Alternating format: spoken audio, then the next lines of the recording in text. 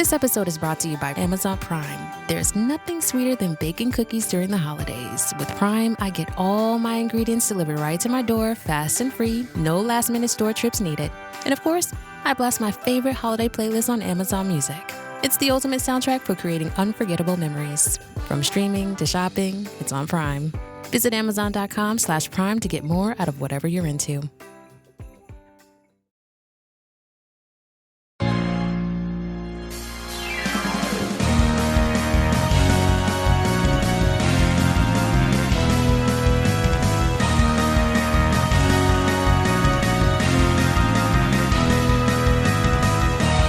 Welcome to the Supreme Resort, Land v. World, a podcast about Disneyland and Walt Disney World, and which is the Supreme Resort.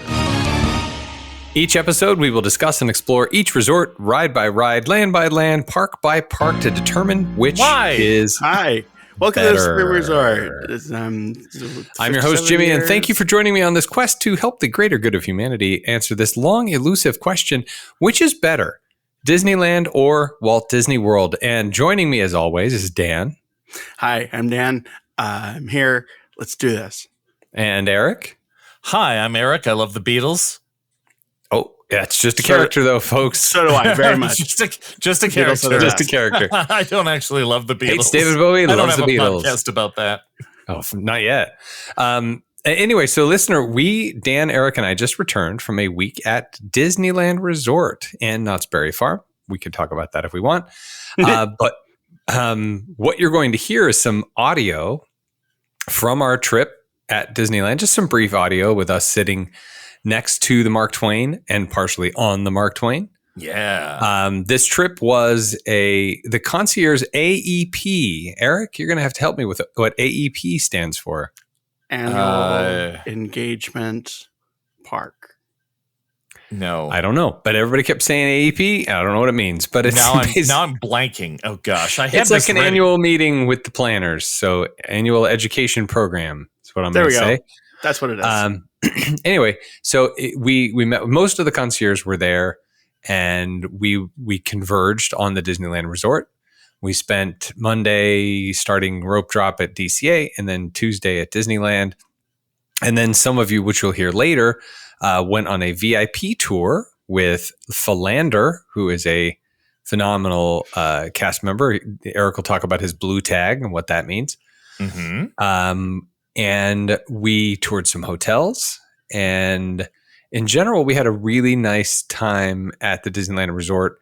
There are things that I want to talk about that we'll get to. I want to talk about some of the new things we tried, some of the new experiences. But in the meantime, Dan joined us as well. Dan is not a concierge, although he may as well be.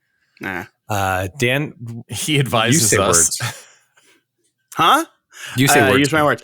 I was there. I went to the DCA on a rope drop, and I was like, why would anyone do this?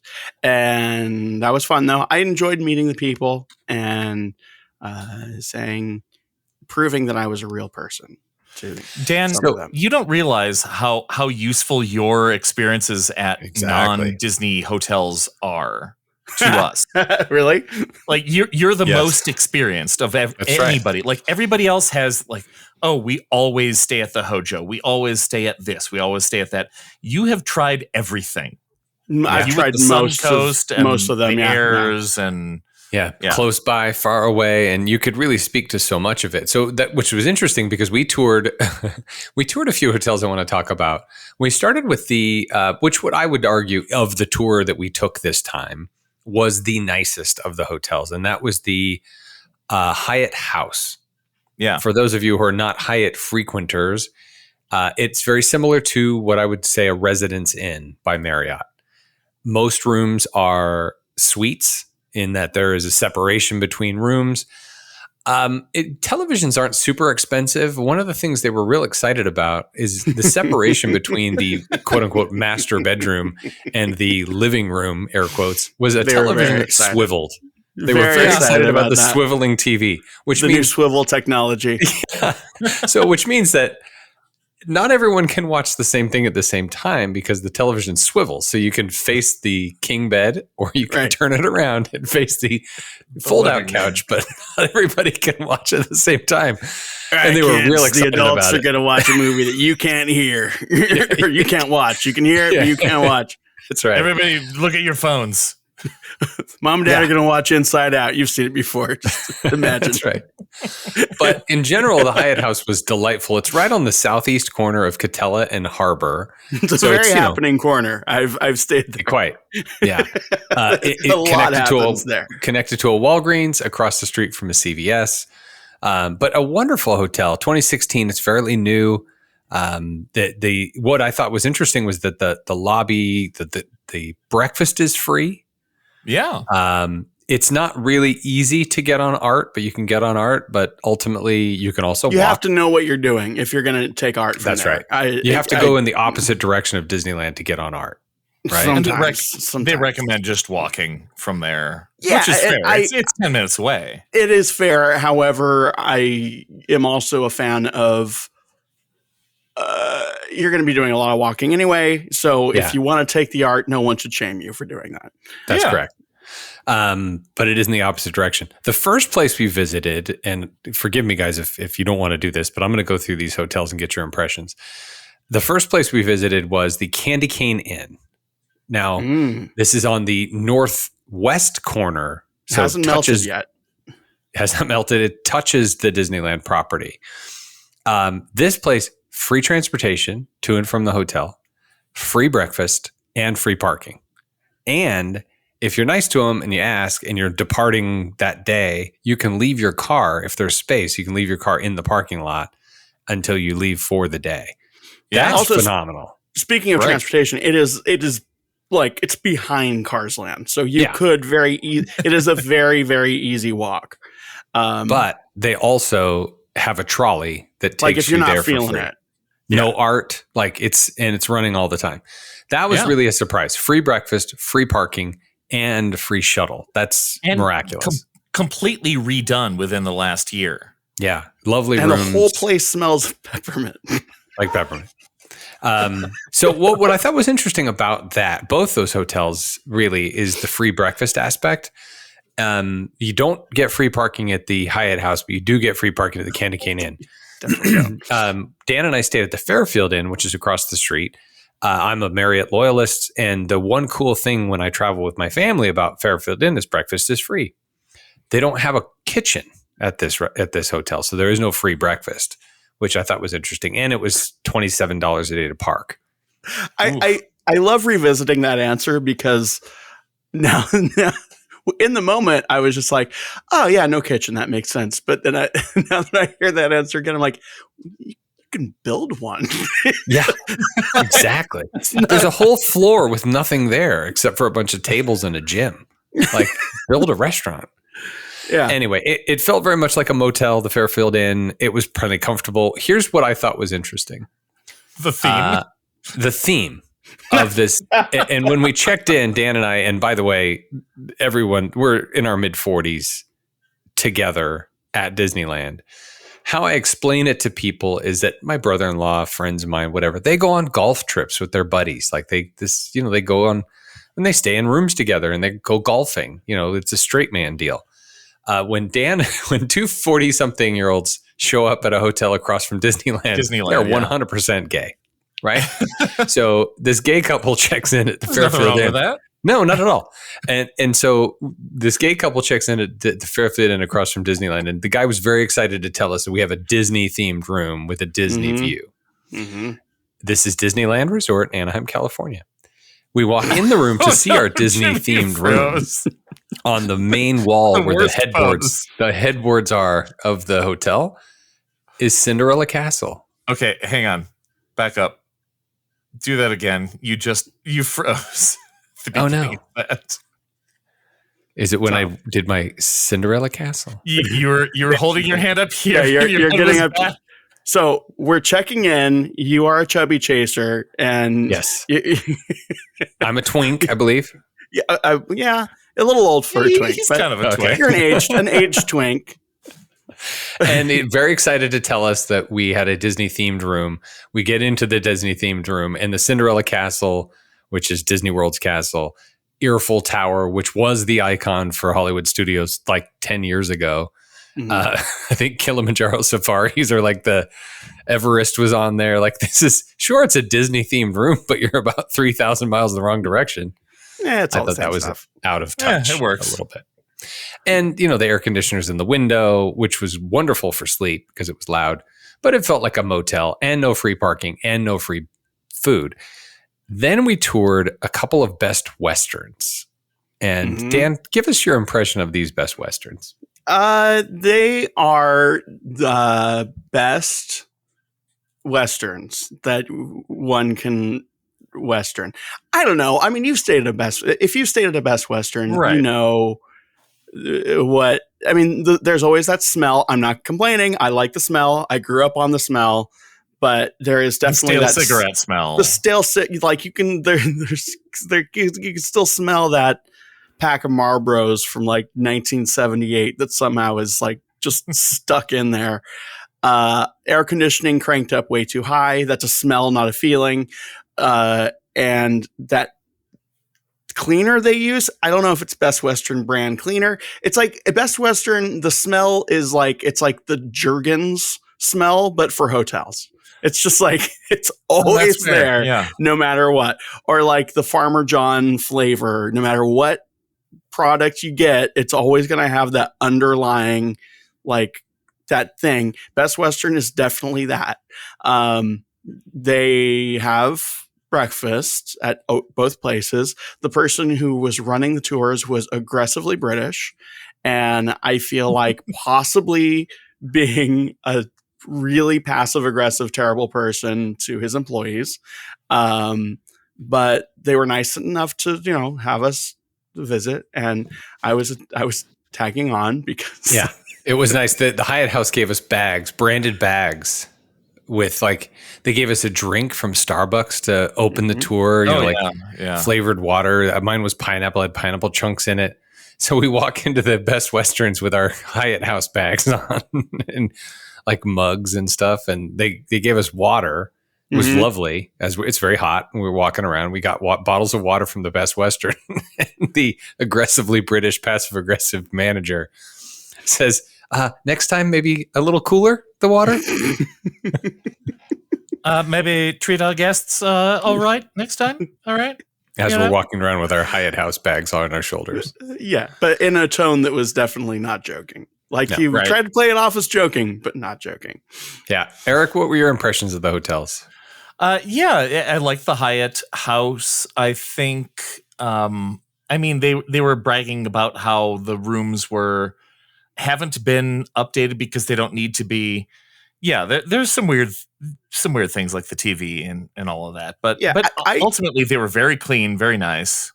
I do want to add, since we're talking about these hotels, I have stayed at the Hyatt House, that very Hyatt House, and the rooms are fine. The rooms are nice enough. Everything's great. The breakfast, it's decent. No complaints there.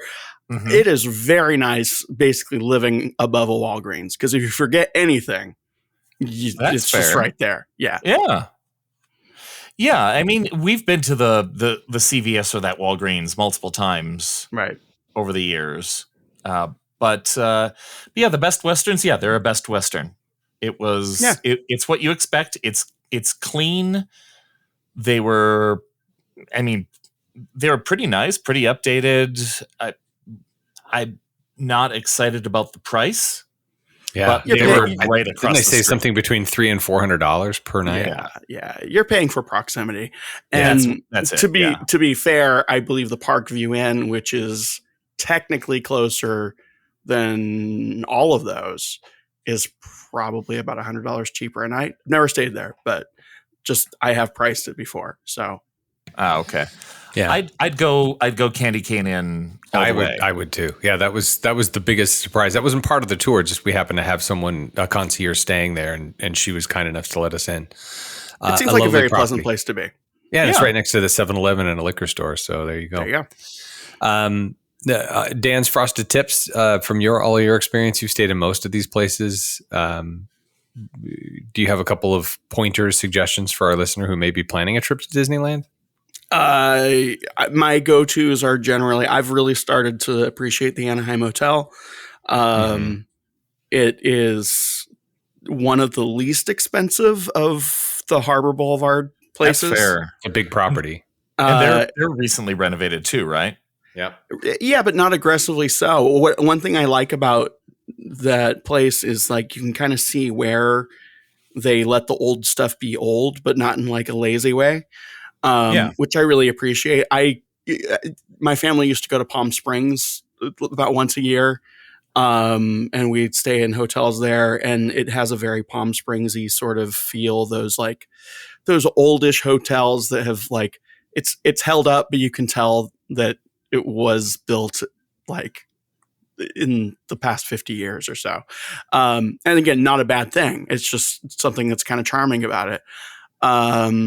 Let's see, other places on Harbor, the Castle Inn, if you want a little touch of Vegas, and on both in good and bad ways, there's that.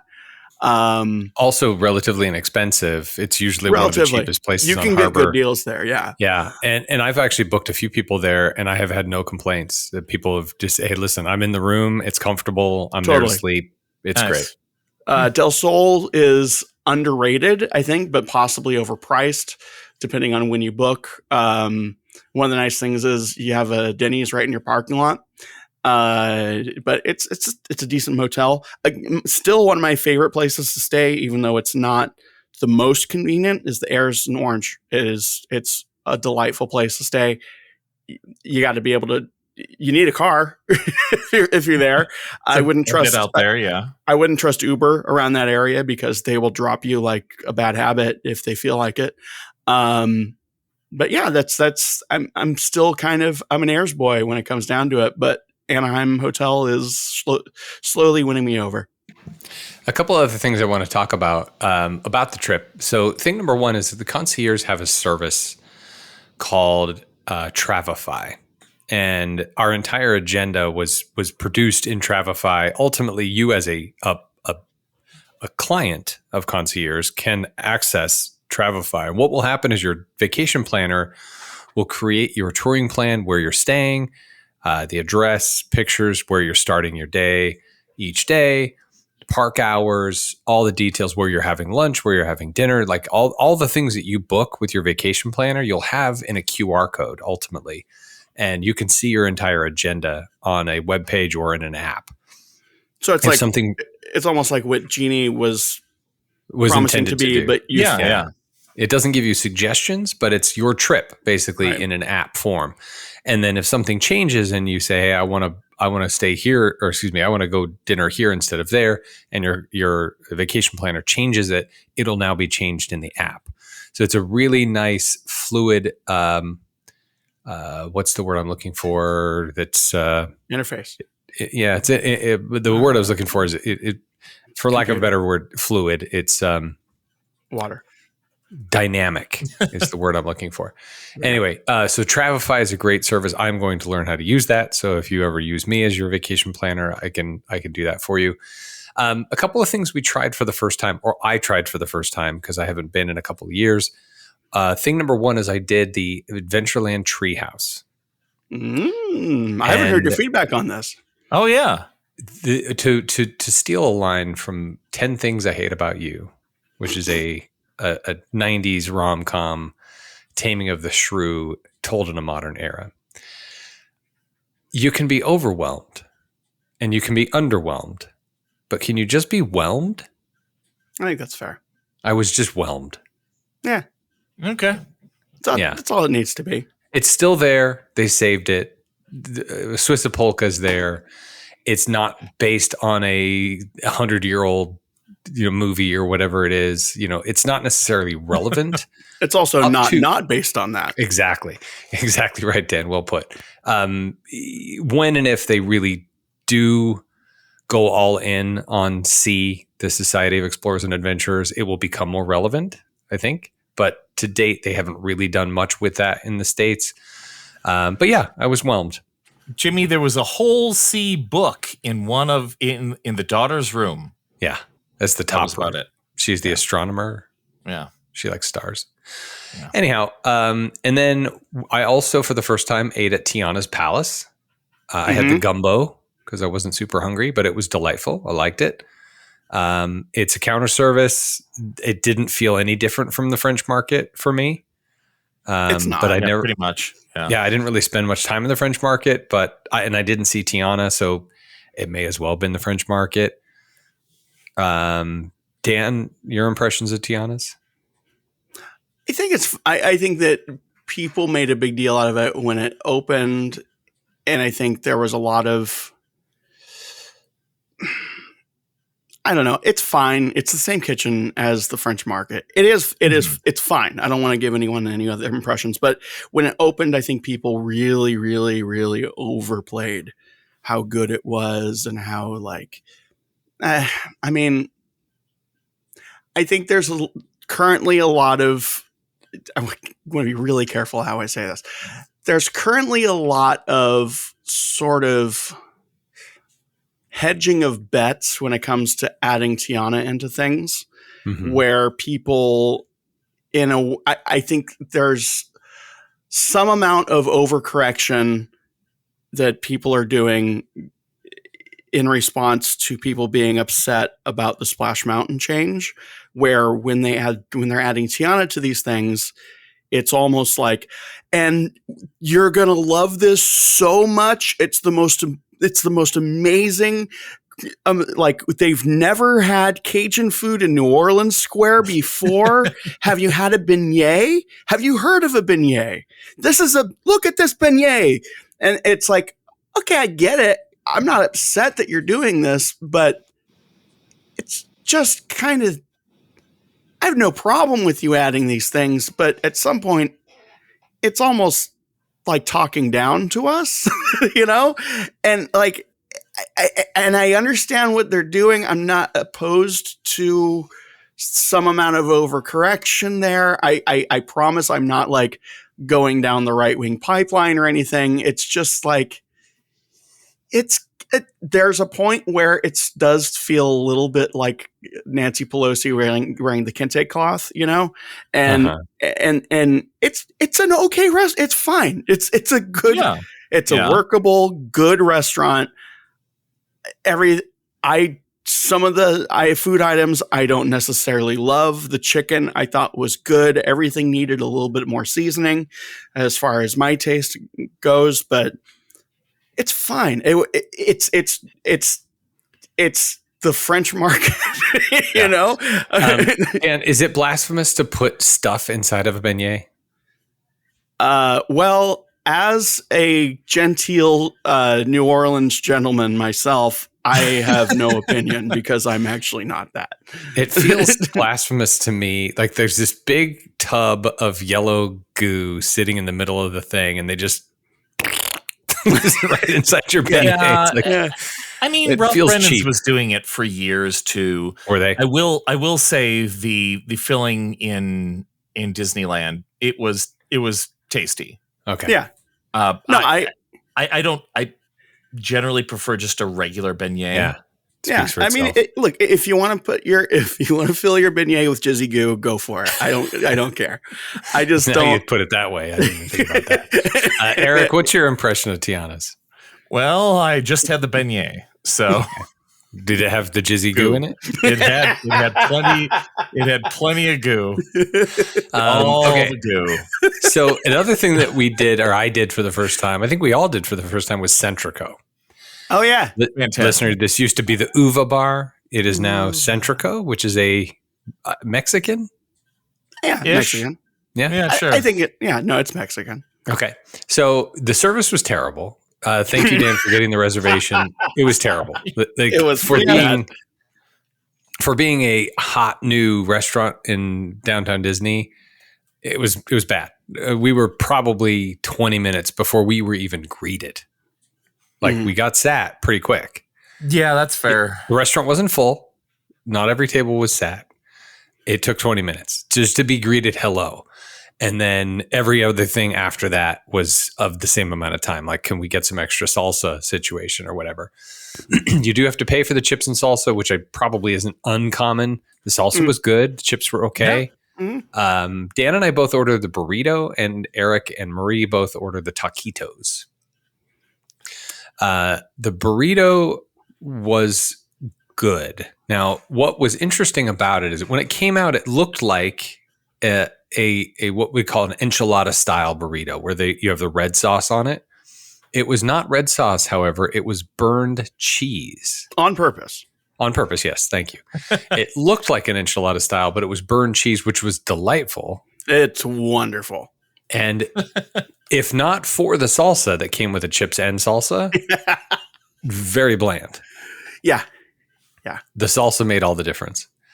Erik, what about you and the taquitos? Bland. Yeah. Bland. Both Maria and I were like, what do we eat? There was no flavor. They had a tomatillo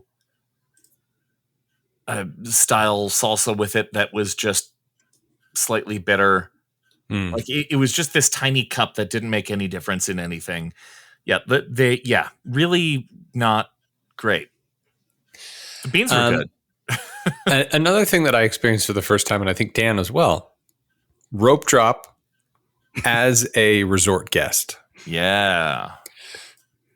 This is rope drop. That everybody else at DC. Now we, as you heard, listener, we were at the Fairfield Inn. We are not resort guests. How did we get in? Well, Erik and basically all the other concierges were staying on property at either the Disneyland Hotel or Grand Californian. When you are staying at one of those places and you get into the park, you go to a separate rope drop area from the rest and you show your room key or you scan your magic band to say, I'm staying here. And they say, how many people are with you? And in one case, they said 12. And 12 people walked on through, including Dan and I, who were not staying on property. Whoa. So that was kind of interesting. And in that rope drop before the park opened, 30 minutes prior, we went on Guardians. We went on Web Slingers.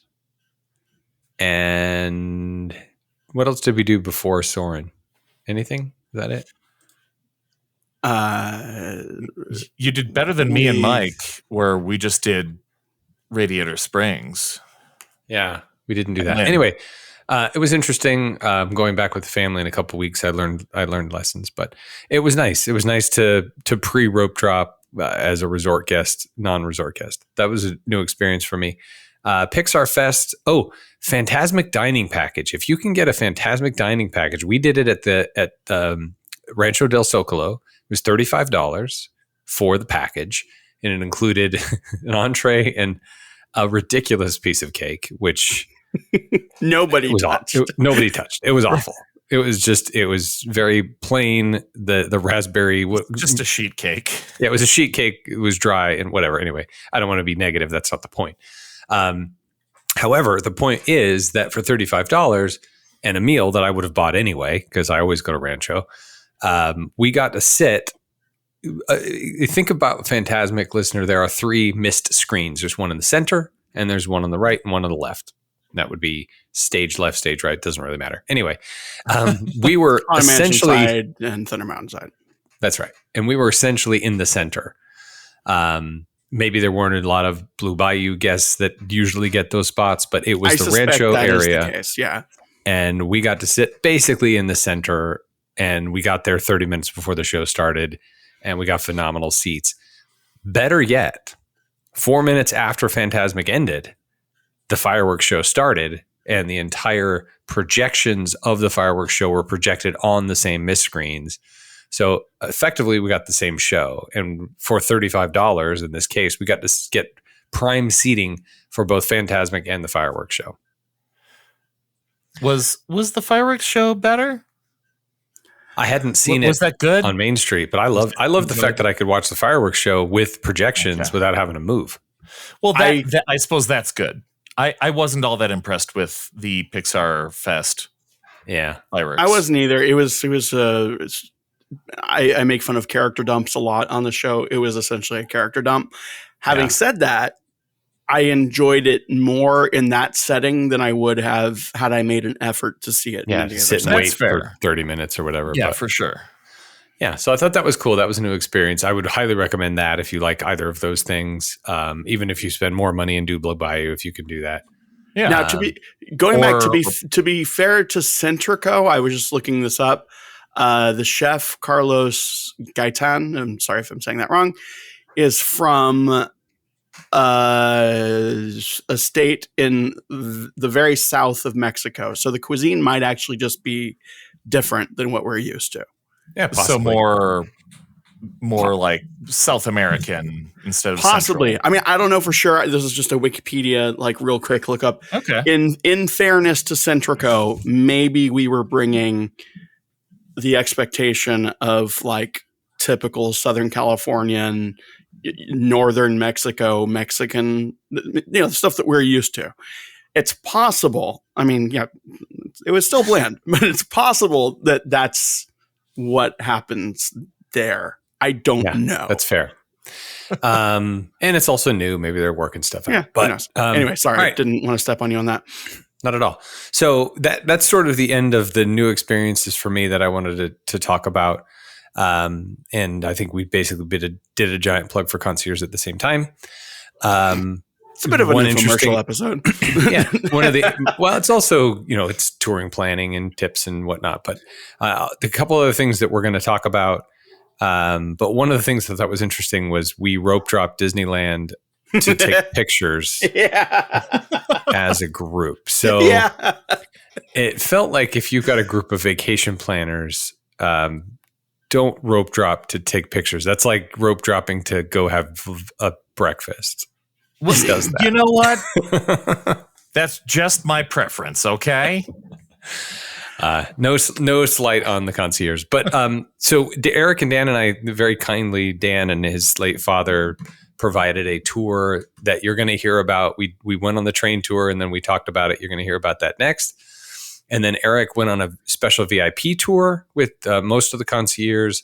He's going to talk about that. And then Dan is going to talk about his tour of Walt's apartment and Walt's Main Street on that tour. Well, Erik and I both did that individually, so we can have individually. So you guys are going to talk about that. And then Erik, do you want me to sign off now? You want to timestamp this and I can sign off and you can fill in the gap?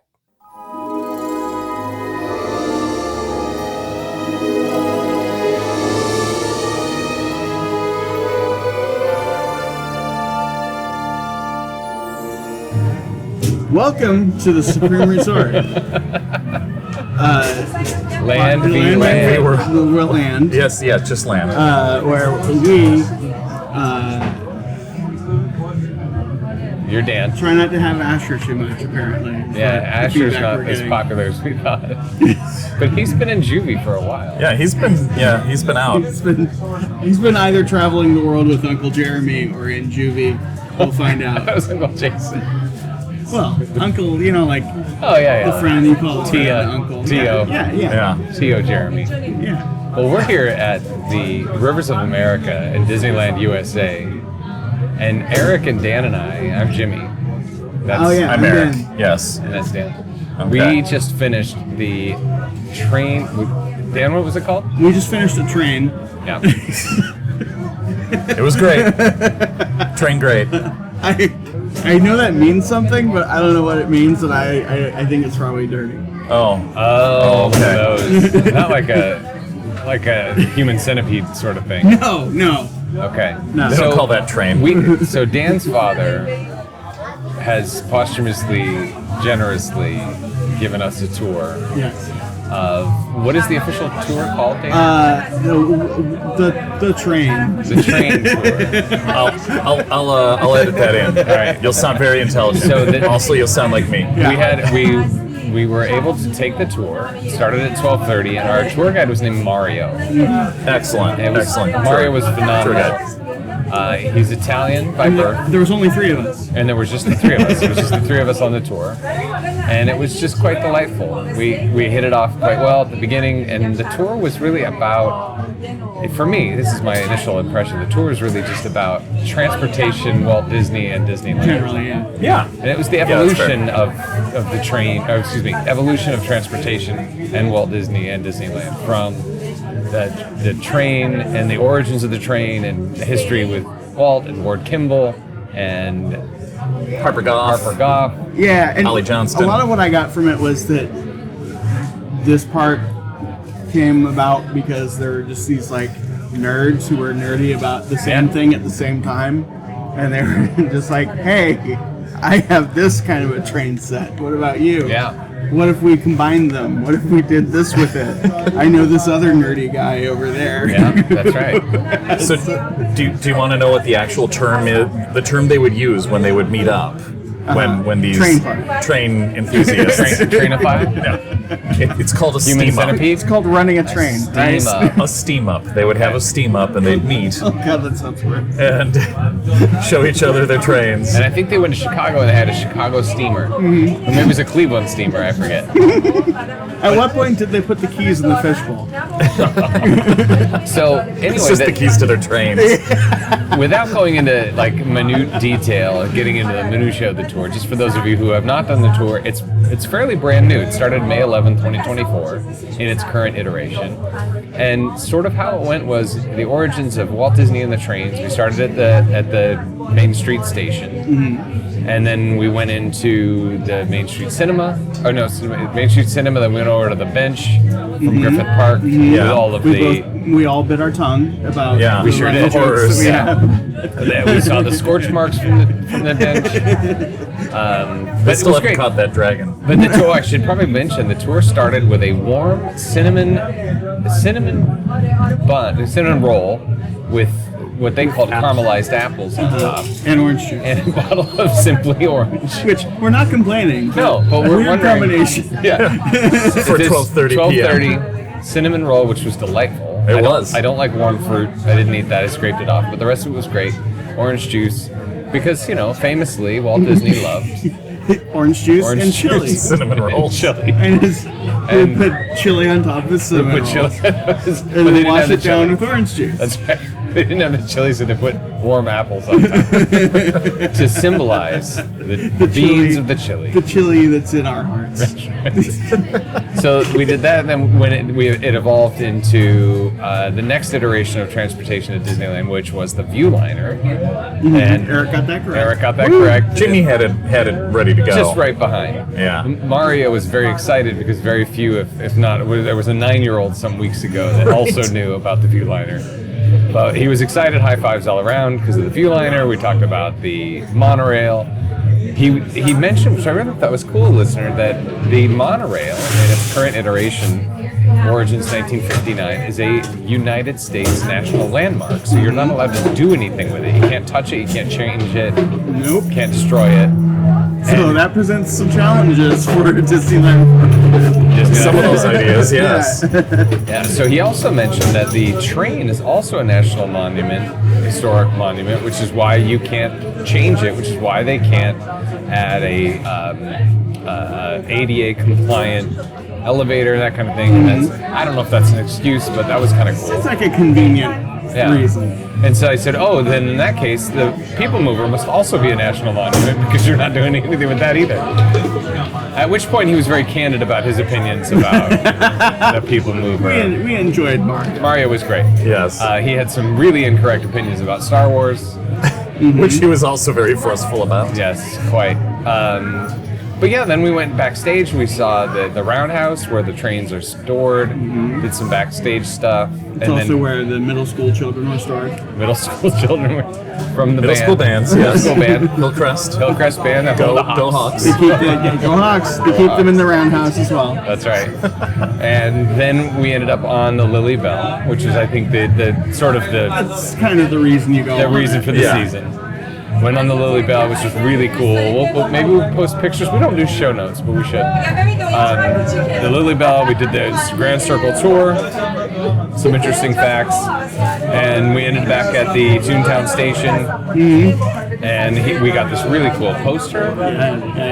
It's a beautiful poster of the Disneyland Railroad and all the different lands. So that's sort of the tour high level, right? I think so. I mean, without going into like all of the minutia. So I guess what I always want to know going in, and this is the second tour I've taken, but I don't want to say I know everything, but I probably know more than your average like normie. Sure. it's not that I go in there thinking like, oh, impress me, but I'm always like, okay, are there going to be at least a couple of things that I'm like, oh, I didn't know that. There were definitely that for me. Oh, for sure, yeah. And I think There was a child trying to grab my water. okay, your water is safe. So, Dan, give an example of one of the things that you learned. I don't remember. Well, there's one. The train. Like there are the people who run the train, the engineer, the conductor, Yeah, the there's fireman. four. There was 4 people on every train. That I probably could have figured out, but I didn't know how structured it was. Honestly, from like just a nerdy park goer point of view, I like finding out when they bring out the trains. Oh yeah, they Because went it's at like 7, one at 8, Yeah, one one at at 7, 10:30. one at 8, one at 10:30. So now I'm not going to ride the train before 10:30 because I don't want to wait that long. You know. But yeah, just I mean, there's no. I don't want to say there was nothing. There was nothing that I remember as like, oh, I'm gonna take, because I have an awful memory. But also, it was just nice to have, you know, a thing where it's like, oh, I didn't know that. It can get boring if it's just like, did you know that Disneyland opened in 1955? Yeah, right. Right. And they have things in windows above Main Street. Yeah, I think once he realized that I'm sure they tailor it to the audience Right. in a lot of ways. To some extent. Yeah, and you know, it's not like we were saying, we know all of Right, this. right. Impress us. Yeah, but there was some nodding and acknowledgement. Yeah, we understand. But it was fun that he, instead of do you know when the park opened, it was more like do you know what the next iteration of trains were? Right. And it was the Viewliner, and very few people would know that. So that's kind of fun information. Yeah. Should we go on the Mark Twain? Let's get on the Mark Twain. Let's do it. We're going to get on the We're Mark Twain and we're done come right talking back. about the Twains. Get on That's Mark Twain. Twain. Well, that was Get another on thing there. on the tour. We talked about Choo Twain. the steam train in Mark Twain. Oh, I get it now. Have We got stopped Tweety recording? Bird with us. Okay. Okay, well, we'll pause. Oh wait. So real quick, the other thing, we stopped in Frontierland and we saw the steam. We were talking about steam and steam trains, and then the steam engine of the Mark Twain. That Well, was and he another part also, of it. one thing that like he didn't say explicitly, and it's probably obvious to people that have linear thoughts in their head, unlike me. I was just like, oh, so Frontierland wouldn't exist if it wasn't for like a train for people to get out to these, interesting. To the Old West. these Old West areas. The frontier. All right, we'll be right back. Very impressed with myself. Fresh Now, tune from our sponsor. Tune. Oh, we should have talked about who saw David Fresh Bake, and we stared at him. We did. We did not say hello. No. Is that it? Your attention, please. And we're back. And we're on the Mark Twain. All right. And a place I've never been on the Mark Twain. It feels You've like never we're been in the middle standing at a bar. Mm-hmm. There are mirrors everywhere. I'm looking nowhere near them. And life jackets. They're in the bar. In That's the what bar? it's there for. Down right here. Down. Right where the sign reads life jackets. Oh, okay. And they're life You want jackets. No, thank you. Okay. Close it up. There are no shining bartender ghosts. Hey, I'm Ryan Reynolds. Recently, I asked Mint Mobile's legal team if big wireless companies are allowed to raise prices due to inflation. They said yes. And then when I asked if raising prices technically violates those onerous 2-year contracts, they said, "What the f*** are you talking about, you insane Hollywood ass?" So to recap, we're cutting the price of Mint Unlimited from $30 a month to just $15 a month. Give it a try at mintmobile.com/switch. $45 upfront for 3 months plus taxes and fees. Promo rate for new customers for limited time. Unlimited more than 40 gigabytes per month. Slows full terms at mintmobile.com. Here to haunt us. Oh, wow. So we were It's a shame. We could go for a ghost drink. This is also our first, the 3 of us, our first time on here the Twain. sober. That's right. Do we want to get into that? Well, briefly? We've already talked about that. To clarify, we've been at Disneyland sober. As children. No, I'm talking even as adults. We've shown up here, been. Right. Just- But not, we haven't stayed that way. That's correct. There's been at no point in recent memory have So we okay, stayed. quickly before we get back to the train tour conversation, is it still fun? I think it is. I think it is. I'm having fun. I guess I've done this alone. I did this like last December, but but not with both of you at the same time. So there we go. Do we still entertain each other? Yes. I think so. Seems as though we are. As much, if not more, just in that I find that I have more energy, but also I find that staying up later was fueled by alcohol as I'm processing it, and that sugar turns into energy. Yeah. So I don't feel bad about being done at 8 o'clock last night and going back to the room, being asleep by 10, and up at 5 o'clock to be back. Because there's so much more you can do with less people at the rope drop, and we rode so many rides and did so much stuff before. So next we're going to talk about. We're going to cast judgment on everybody who drinks. Everybody else on the trip. I think they've all been behaving too. I don't know. Replacing the alcohol with heroin was you know what I mean? It is better. You know what I mean? It's like it's like you're just.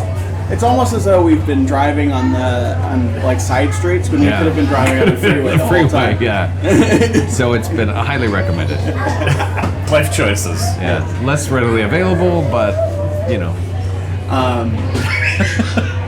So we kind of left off with worth it. Is it worth it? Is the train tour that we still don't know what it's called? You go, Dan. You start talking. Don't worry, I totally will. Oh, that's Train Emporium tour. Extravaganza. Brought to you by Monsanto. And Monsanto. Disneyland Railroad Guided Tour. There we go. Oh, that's pretty simple. Okay, it's a lot simpler than I thought. Worth it. I mean, of course, worth it is entirely subjective. Correct. It also depends on what, of course, how much of your budget it would be. It's about like $100-ish a person.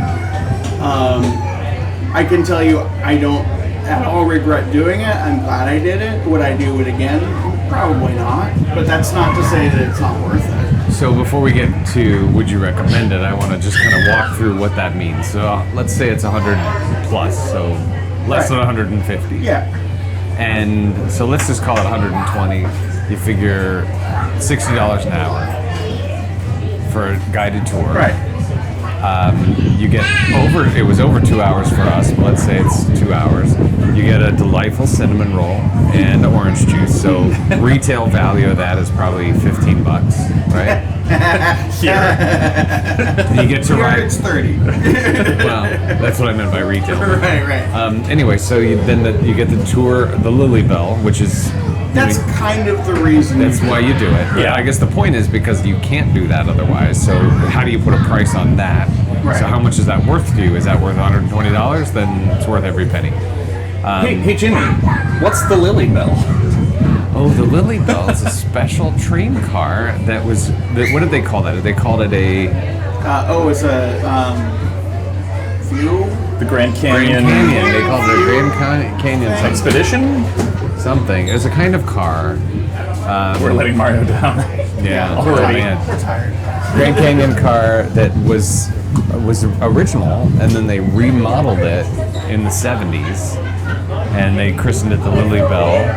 The Lily Bell, of course, being the train that Walt had in his backyard, the Carolwood Pacific, yada yada. Anyway, the point is, it's a caboose of the train. If you've seen the Disneyland Railroad, the train that has a car at the end of the back of it, you can't get on. That's the Lily Bell. The number 106 on the back, that's that. We got to go inside of that, and it looked very like Walt's apartment-y. Walt's apartment carpet. Yeah. Lamps. Yeah, at one point ashtrays. it was apparently the same carpet. But yeah, the train was debuted for the bicentennial in 1776. That's right. So much later than I thought. Or it's 1976, not the original non-tennial. I think going back to the is it worth the question, I'm thinking about what did we actually do? I mean, aside from the tour, right? And it's kind of Lily Bell is a big part of it, and I think that it's also you have an extended conversation with this nerdy crap that with someone that is happy to have that conversation Absolutely. with you. And is paid to is pretend he that cares. prostitution? Possibly, sort of. I mean, in a way, more. But I mean, I mean that not entirely sincerely, but it's like, yeah, are you actually just paying for companionship with this person? I mean, a little bit, but it's like they have a wealth of knowledge, and you have this person for this period of time that will not only like have the conversation with you, but like will kind of guide the conversation and say like, hey, there's that, and they're totally open to questions. Secure all cargo. And we're securing all cargo. Passengers aboard. All passengers are aboard. Mm-hmm. Now, what does Mark Twain mean?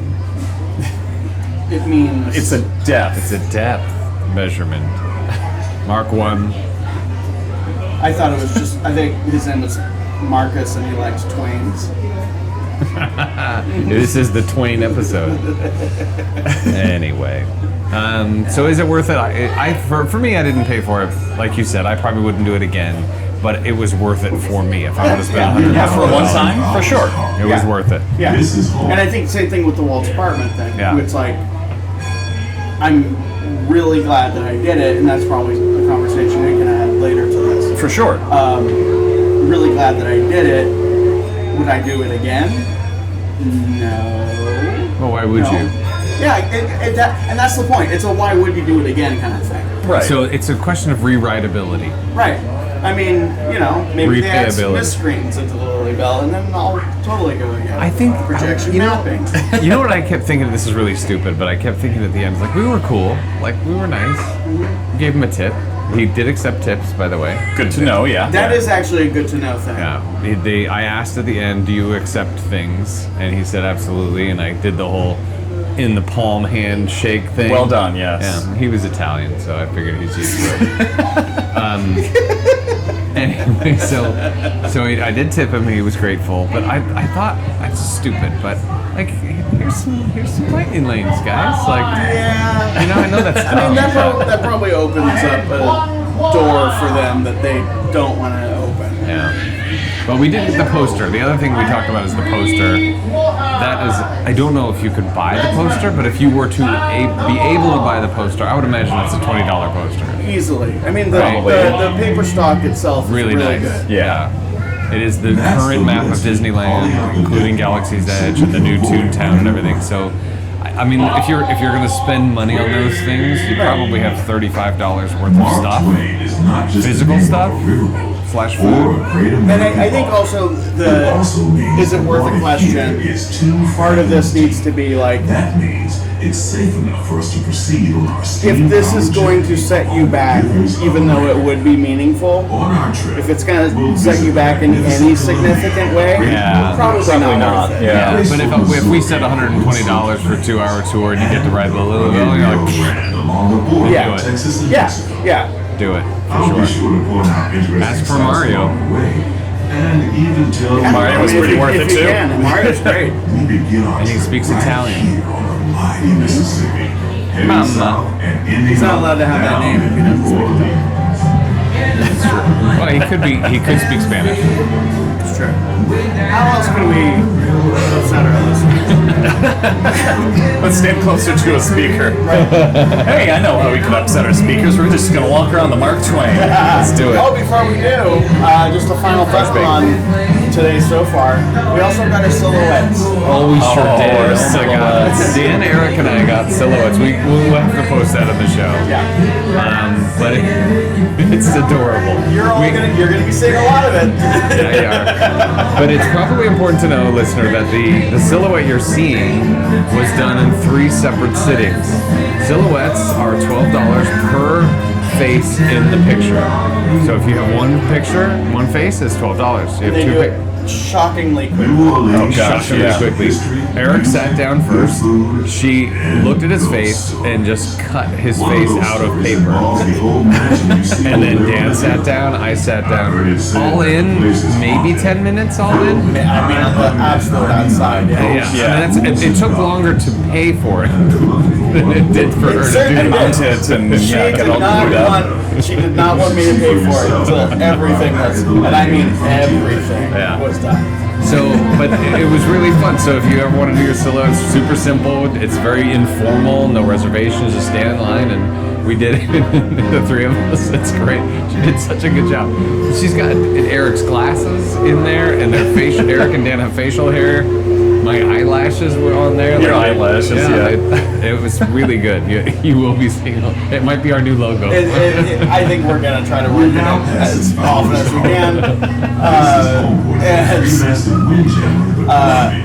Also, I can say this because Jason doesn't listen to the show. And listener, if you talk to Jason, don't tell him this because it's going to be a surprise.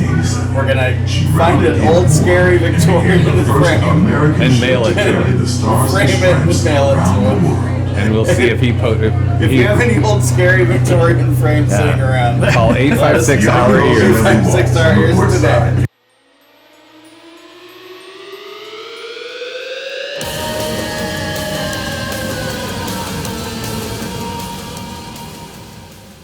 How do we want to? Where are we in the timeline? Listener, Dan and I have been talking about Downtown Disney for 45 minutes. You're Erik, right?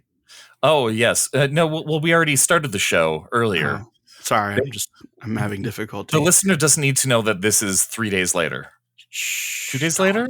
Listener, don't say anything. 28 minutes later. So I'm going to just assume that you can figure out where to put this. We were talking about Downtown Disney. Yes. And we were getting into some stuff. Yeah. We were getting into some stuff.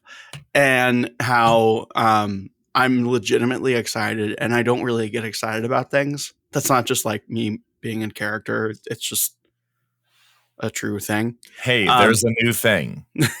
My name, Dan.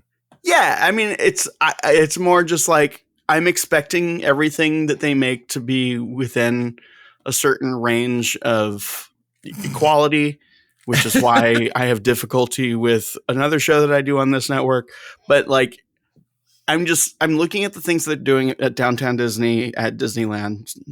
I know that no longer exists at the other place, but and it looks like they're kind of doing what they always should have done with these districts, which is like, hey, here's a cool, coherent, intertwined, interesting place where you can go and hang out, and not just hang out. Like, you can go grab something from over here, and then your friends can go grab something from over here, and you don't have to have a reservation. You can just hang out and watch some local band that Disney has vetted. So, you know, there's going to be less swears than usual. Less swears, like the quality, the entertainment quality. The floor is going to be like, it's not going to be low. I'm not saying everyone they get is going to be great, but there is a vetting process, right? I don't know. Some of the bands that I heard down at the entrance stage or the west side stage, do they have a name for that? Stage. The Din Tai Fung stage. The Walter Knott stage. They've been phenomenal. Like, really, really good bass players, really good guitars, stuff. Like, so listener, we were all at Disneyland last week, and I spent 6 days there, and every day I walked past that stage at the end of the night. Let's be fair. I never stopped to hang out and listen. Right. I wanted to go back to my room, and then I wanted to go to Trader Sam's and get some long beans fried and some sugary fruit drink. And but every band that I've seen there, and I haven't seen a ton, but I've seen enough, and at different points of time, they're at least good enough that if I was inclined to sit down and like hang out and watch the band, I totally would. And there were plenty of people that were doing that. That were actually sitting there on the ground watching the band on the ground so the fake grass. They've got seating there. Plenty of people just kind of hanging out and watching the bands in a way that I don't remember as many people doing that at the old stage, the one that was kind of in the middle of the concourse. You couldn't, because you'd have to just like disrupt the flow of traffic, and then you'd get the people with the little hand cones being like, go to your right, go to your right. Not that actually happened, but no, it introduces the possibility of casual spontaneity, which I may or may not actually engage with when I'm there, but I like that it exists. And I like that they're building towards that existing more. Like they are going to have Din Tai Fung probably opening very soon. And then there's like the marketplace place that has like multiple places you can like grab and go. And same thing with the mess hall, the food court. And then, it's basically a food court, but like it's like an upscale food court kind of. Right. And they got a bar if you're doing that. And then like, I guess there's going to be a barbecue joint that I will probably have a takeout window. The Centrico and Paseo, they have a takeout window. I forget what it's called. It's like Tienda or something like that. I believe you're correct. Yes. Yeah. I heard it was good too. I heard it's as good as the place, right? You know, I guess my point is I like that the direction that the new parts of Downtown Disney are going in address sort of I don't want to say it was stuffy, but Downtown Disney was never super inviting. It was as a place. It was always sort of like, I have reservations at Brennan's at X amount of time, and isn't that cool because I like that place? Or let's go get a milkshake that weighs 50 pounds because they're doing that over there. And there's a beef sandwich. Yeah, let's go get it on a skewer on top of my milkshake. Yeah, I got a milkshake with like a decorative onion ring on top because it's all just Instagram food. Where this place seems to be more like it's just, hey, come hang out, watch the band maybe, and it's weird because I'm not a huge fan of live entertainment or live music rather. I just doesn't like people. It's fine. That's not true. But I'm aware that I come off that way.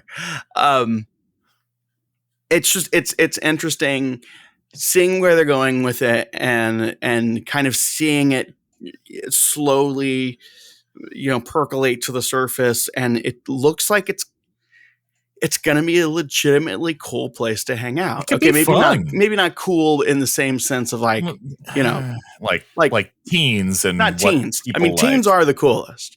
Right. But middle-aged men like us. Right. We could go be lame boomers there and feel like we're doing that. We could drink our Arnold Palmers and our liquid IVs and talk about our podcasts while watching vaguely ethnic bands. Vaguely ethnic. They have one Hispanic man playing the bass. I don't mean that. I mean, I kind of do mean that, but I don't really mean that. It looks promising. And having said that, I'm completely aware that anytime Disney does something cool, there's a very good chance they're going to figure out a way to mess it up. There's a good chance that it was cool 5 years ago, and they're just realizing, we could do this. Also, when I say the word cool, I'm recognizing that I am a 47-year-old person who probably has no idea what cool is anymore. I probably never did, if I'm being really honest. Anyway. But hey, if you want to hear more about live music, listen to Bowie's Splaining, where we're going to go through the album David live.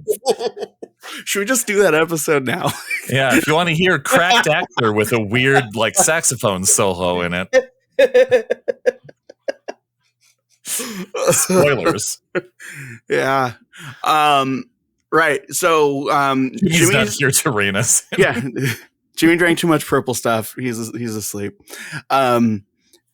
So what were we talking about? And how do we get back to where we were with the show? Or are we just going to... What we need to do on the show Right. at this point, we need to talk about the Walt's Main Street Story Tour, Right. and we need to talk about my VIP tour experience.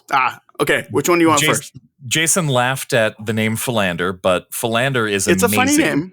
By the way, Philander, he's great. He's the tour. He's a VIP tour guide. If you watch any Disney vlogs or like, this kind of stuff, I looked him up because I thought, is he that guy? And yeah, he's the guy that you've seen in all those videos. Yeah, he's that guy. yeah. This was a big pull. I guess maybe let's do that. I guess we're doing this. Yep. This was a big pull because we as ConciEARS, sorry, not sorry, everybody. We're kind of a big deal.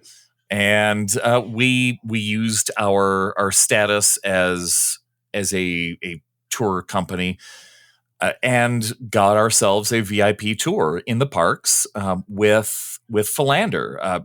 Lindsay, our president of ConciEARS, she is friends with Philander on the socials. And last year, during our first big team meeting, he came to talk to us about Disney and how he basically spent 2 hours talking about how Imagineering does what it does and talked about how the parks work. Very operations focused, very knowledgeable guy. Like Dan said, you will see him on everything. Mm-hmm.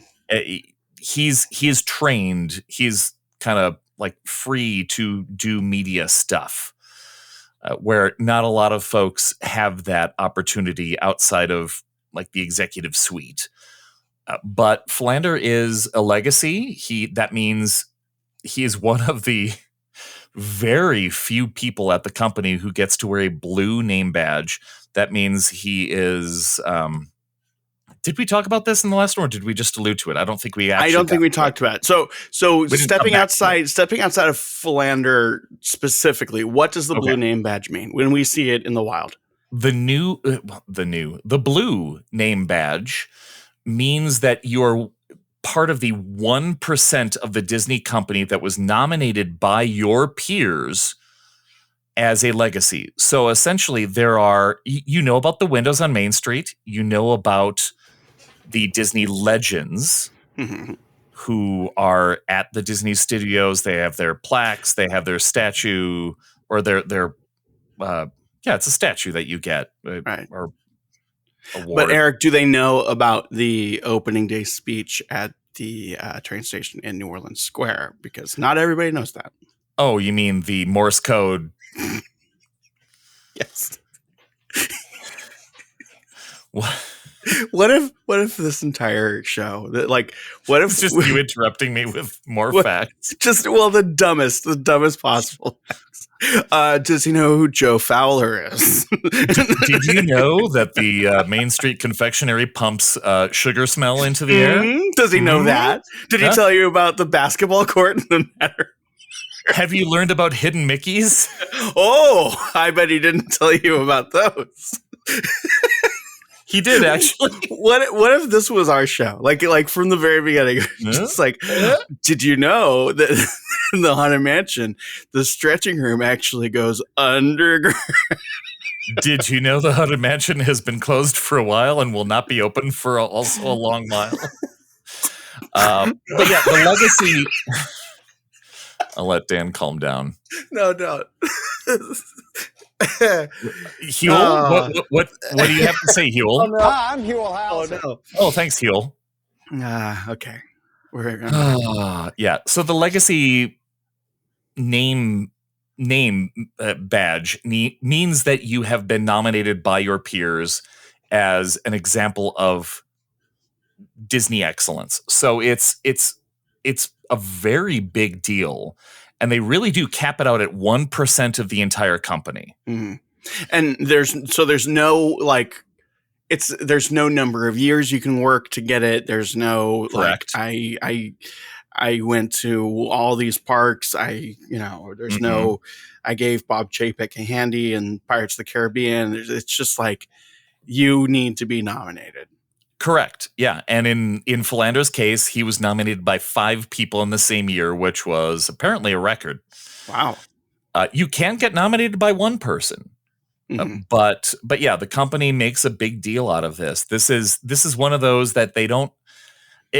This is the first time I've heard of it, because when we were hanging out with Philander before we started the tour, Mike, the founder of ConciEARS, leaned over and said, "Why is his badge blue?" And I went, "I actually don't know. We should ask him." And there you go. That was it. He is a legacy. So we've got Main Street windows. We have the Hidden Mickeys, legends. He knows that Star Tours used to be another ride. Back in the 60s, the Monsanto Hall of Chemistry was right over there. This wasn't always based on a movie that came out in 1977.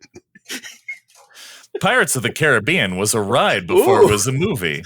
Oh, wow. Okay, so I guess I'm just trying to point out that it's not so much about Philander, even though it sounds like a really cool guy. Right. I'm talking about, like, for the listener who might not have easy access to Philander, if you see someone with that blue name tag out in the parks, it's significant. They're a big deal. Yeah. You don't necessarily need to poke them. You don't have to shake their hand.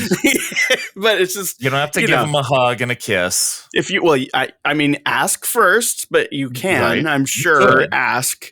I got a nice hug from Philander. That was very nice. I guess my point is that if you've ever wondered what that's about, because I know I did, and I thought for sure it was just like, he's probably just worked here for like 20 years. Right. Well, yeah, it's easy to think that it could just be a random thing.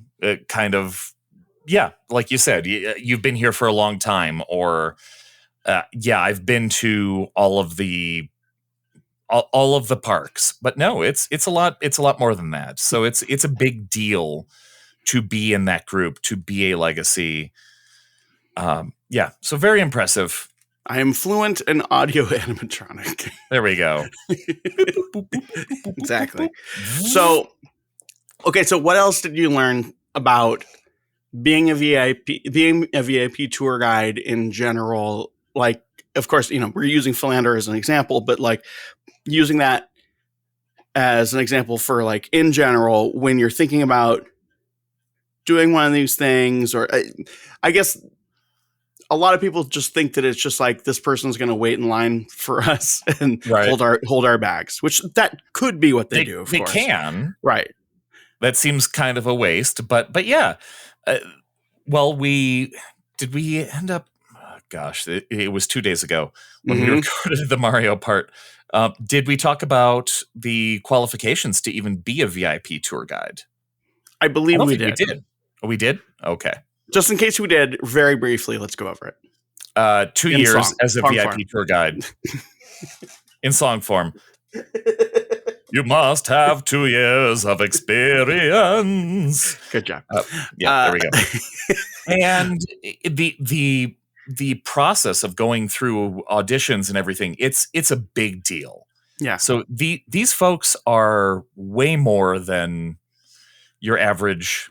Well, I don't want to discount other cast members, but they really know their stuff. Yeah, I mean, they're like beyond lead, they're like I guess the point is they don't like necessarily like go to an attraction and be like, "Hey, you're a nerd. You want to put on this uniform and do this?" Like, you definitely have to like want to do it, want to go through the paces, want to like do the research, are inclined, and also be a good performer in delivering the research. Basically, it's like it's more than just where the secret passage is by the Splash Mountain. Like, right. Yeah. This man talked to us for hours, constantly talking. He had one-on-one time with everybody in the group at some point. He delivered specific messages like, okay, we're outside Space Mountain. Let me tell you about the weight limit on Space Mountain. This is how many people can actually fit in a car. And here's what happens if you don't the reason Space Mountain goes down all the time is because people might not load in the car within 15 seconds. It's so tightly controlled. So he's talking about operation stuff. He tailored everything for us because he knew who we were. And that's what these tour guides do. They learn about you and your group and essentially say, what do you want? What do you want out of this experience? Do you want me to walk quietly and just get you onto rides faster? I'll do that. Or do you want me to tell you about everything because they are founts of knowledge? My goodness, this guy, I brought up our theories about the Skyliner, and he said, "Oh yeah, that's a big one. I really hope they do something like that." Like, he doesn't have complete insider knowledge. He doesn't know exactly what's going to happen, or he won't tell us. Right. He probably knows. But he probably has some kind of inside track. But one thing I've noticed a lot of times in talking to cast members there is that, like, they're just as ill-informed as anyone. Right. There's not much of an inside track. I mean, they probably do hear, like, I heard so-and-so's doing such and such at this place, but it's like the people building Tiana's Bayou Adventure currently, like, they don't sell popcorn. Like, they're a construction company. They come in and they do the job, and they don't necessarily like, you're like, hey, what's up? Person who I've met like 2 weeks ago, let me tell you all about this animatronic that I just unpacked. Like, there's not a lot of conversational information going on. There's apparently an alligator, and his name is Louis. He's a gator. It's Brer Gator. Brer Gator. So they also, it sounds like if anyone is interested in, or maybe you weren't interested until hearing this, if someone is interested or has been interested in doing a VIP tour, you can it sounds like they want you to tell them basically what you're looking for, what kind of tour you want. And it sounds like they can do really anything within the realm of things that are possible to do at the park, right? Pretty much, yeah. Everything is completely custom. Since we're a group of travel agents that are talking to this guy, he explained really the mechanics behind it. So if you ever see a plaid walking around checking their phone, they're not just texting their friends. They are looking for wait times. They are looking for reservations. They are actively managing your day throughout the day. So if you tell them, hey, you know what? We really love Avengers stuff, they're going to make that a priority. Right. Or if you say, we just want to go on all the rides, they'll get you on all the rides. Or if you say, we really would, it would just be so great if we could have like lunch at Carthay Circle. Yeah. That's what they will prioritize. Right. And I remember you saying that they want like non-negotiables or what was it? What was it? That was the term he used. Give me a few non-negotiables so I will make sure that we get those done. Right. So that you feel like you got the most value out of this. And if something's completely not going to happen, Rise of the Resistance was down all day. Right. And he said, I'm sorry, I know you all want to go on Rise of the Resistance, but it's down. But we can do all of these other things. We can move around. We can make this work. So, like, just off the top of my head, if I wanted to, like, and this is not going to sound like it's off the top of my head, but it is, because this is just immediately what I thought. If I were to have a VIP guide personally, I would really want them to create like almost like a narrative flow of the day. With a coherent beginning, middle, and end that begins with Pirates of the Caribbean and ends with Fantasmic. Perfect. They'll do it. With like really fun, cool chill out time in the middle. Where we are actually doing things, but we don't necessarily feel like we're doing things. They'll do it. Yeah. Absolutely. If you want like Casey Jr., Right. 5 times. They'll do Casey Jr. 5 times. Yeah. Well, I believe you, and I think for me it'd be more like I don't want to decide. I just want it to run smoothly. Nice. I don't want to feel like and end. Yeah, I just want a coherent beginning, middle, and end because that's just interesting to me. I want the middle part to be really chill but not boring. We're beginning with Pirates of the Caribbean because and ending with Fantasmic, and that. So I guess that my point isn't necessarily like, listener, this is the way you should approach this. I'm just kind of offering this very vague idea. Sounds like something that they would totally be able to do, right? Absolutely. They would totally do that for you. Their ability to just manage your day and look at things and look at crowd flow. This guy knew the parks like I can imagine only Walt did. Mm-hmm. Like he was, as we were talking about, so we're talking at Pirates about, well, were there ever real bones in Pirates? And he's looking off in the distance, and somebody said, "What are you looking at?" And he went, "Oh, I'm just checking to see if Big Thunder is moving." Yep, there's a train. Okay, Big Thunder's up. Let's go. Like, this is the sort of thing that's going on in his head. And he explained to us, I'm looking at what is open, what is not open, what is changing, and I'm going to move things around, and I'll never tell you. He told us at the end of the day, I changed your reservation for Oga's Canteen 2 hours ago. Yeah. I think I mentioned that on the earlier segment, but still, it like these folks, they're just on top of it. It's, if you can afford this experience, it's kind of phenomenal. It's really, I'm kind of ruined now. Well, I think where I'm going with this, and this is going to sound profoundly arrogant, and maybe it is of me, but friends and family who I go to Disneyland with, we jokingly say that I'm their Disney butler. Okay. Because I kind of am. It's a role.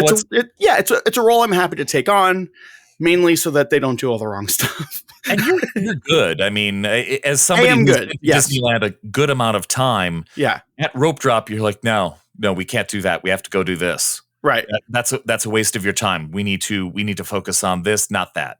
Right. And you're on the money.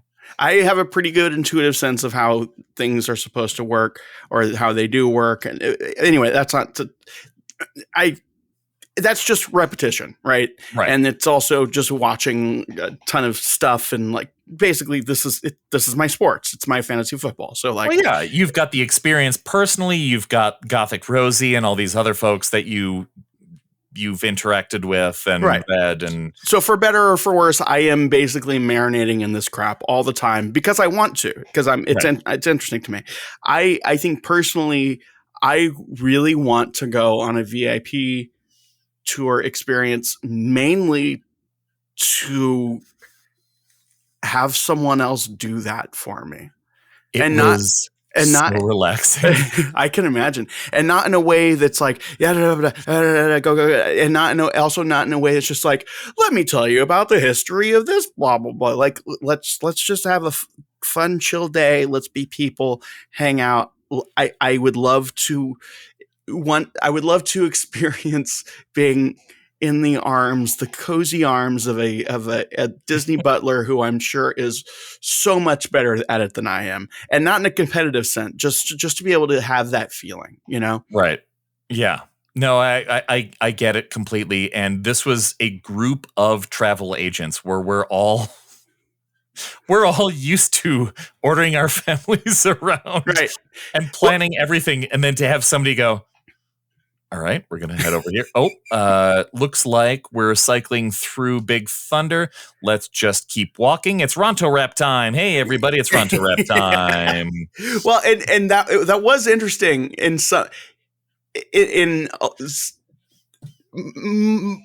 more often than not, it worked out really well. But there were some moments where there was definitely a too many cooks feeling with this group. And it was really amusing to me because it was like, I think it really struck me when we were supposed to meet at the stroller rental place. And gosh. We were like a group of 8 or 12 or whatever that was coming from one place. And then other groups, we were all just supposed to meet there. And we all went the way that we were used to going, and a bunch of people looked at everyone else like, but wait, and I just laughed. I'm like, we all know how to get there. We all have our way to go, and it's every one of us has the best way. So let's just do that. There were multiple times on this trip where I heard about people saying, all right, I'm going to go this way. You go that way. Which way is fastest? Let's It was so great because I've been there. I've done the same thing. Like, no, this way is faster. No, I'm going this way. I don't care. It was everybody testing things out and collaborating. But yeah, you're right, Dan. That was pretty funny to see.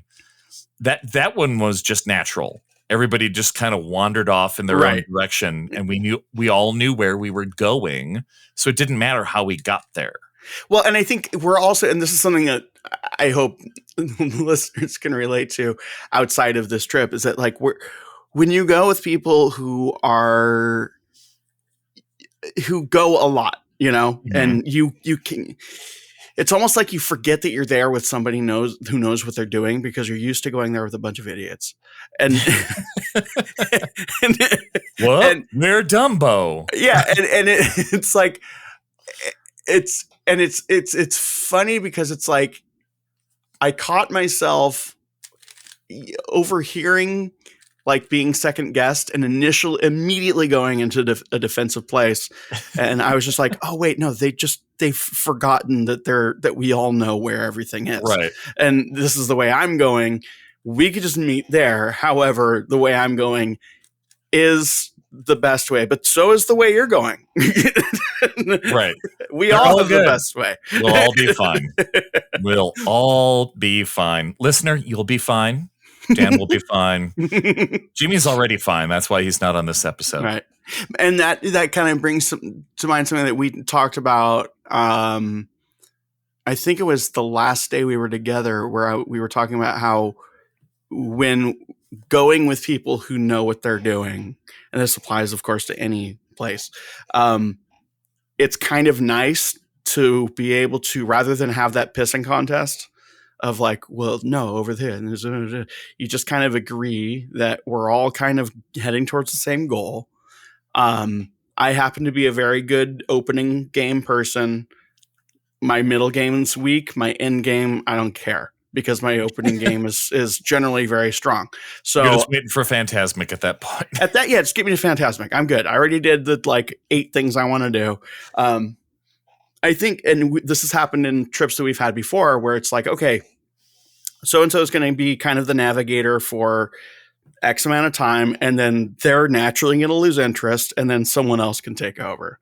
And it's not so much about like, okay, well, now let me show you what I can do. It's just like, okay, well, we've laid some great groundwork. Now this is how we do middle of the day. Yeah. I don't know. I'm fascinated by that kind of thing. And especially when I'm not used to going with people who know not so much. It's not fair to actually say that people I've gone with are idiots, because they just don't live the stuff. They don't live. Right. It's not their sports, So I guess it's fun to go with people who have a different approach, but also have a more or less equal amount of knowledge and like wanting ability. To direct. Yeah. But it's also important in those situations, I think, for everybody to kind of step back, not turn it into an argument. I think we did which we did really well. Yeah. We did really well with that. I mean, this is the third time the ConciEARS have all kind of shown up at the same place at the same time. So it was fun. It was fun around. Yeah. And it was a large group, and it's only going to get larger. We're going to hire more people, Dan. And I'm not one of them. We tried. Yeah, no, Listeners, thank you. I know you're all clamoring for Dan to plan your vacation. Yeah, you want to have that conversation with me where you tell me what you want, and you can hear me holding back my very strong opinion about how that's the worst thing that you could possibly want to do. Listen, dummy, that's a bad idea. No, I will not make that reservation for you.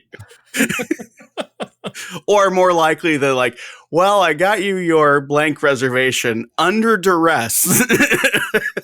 I genuinely hope you have a good time. I don't think you will.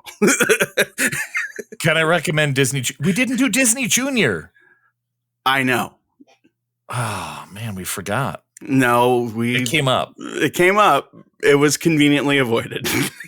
I didn't actively avoid it. I swear. I just remembered now, oh no, we planned on doing this. We're gonna have to I gotta go back to the park. We're gonna have to trick Jimmy into a van to take him to Disney Junior.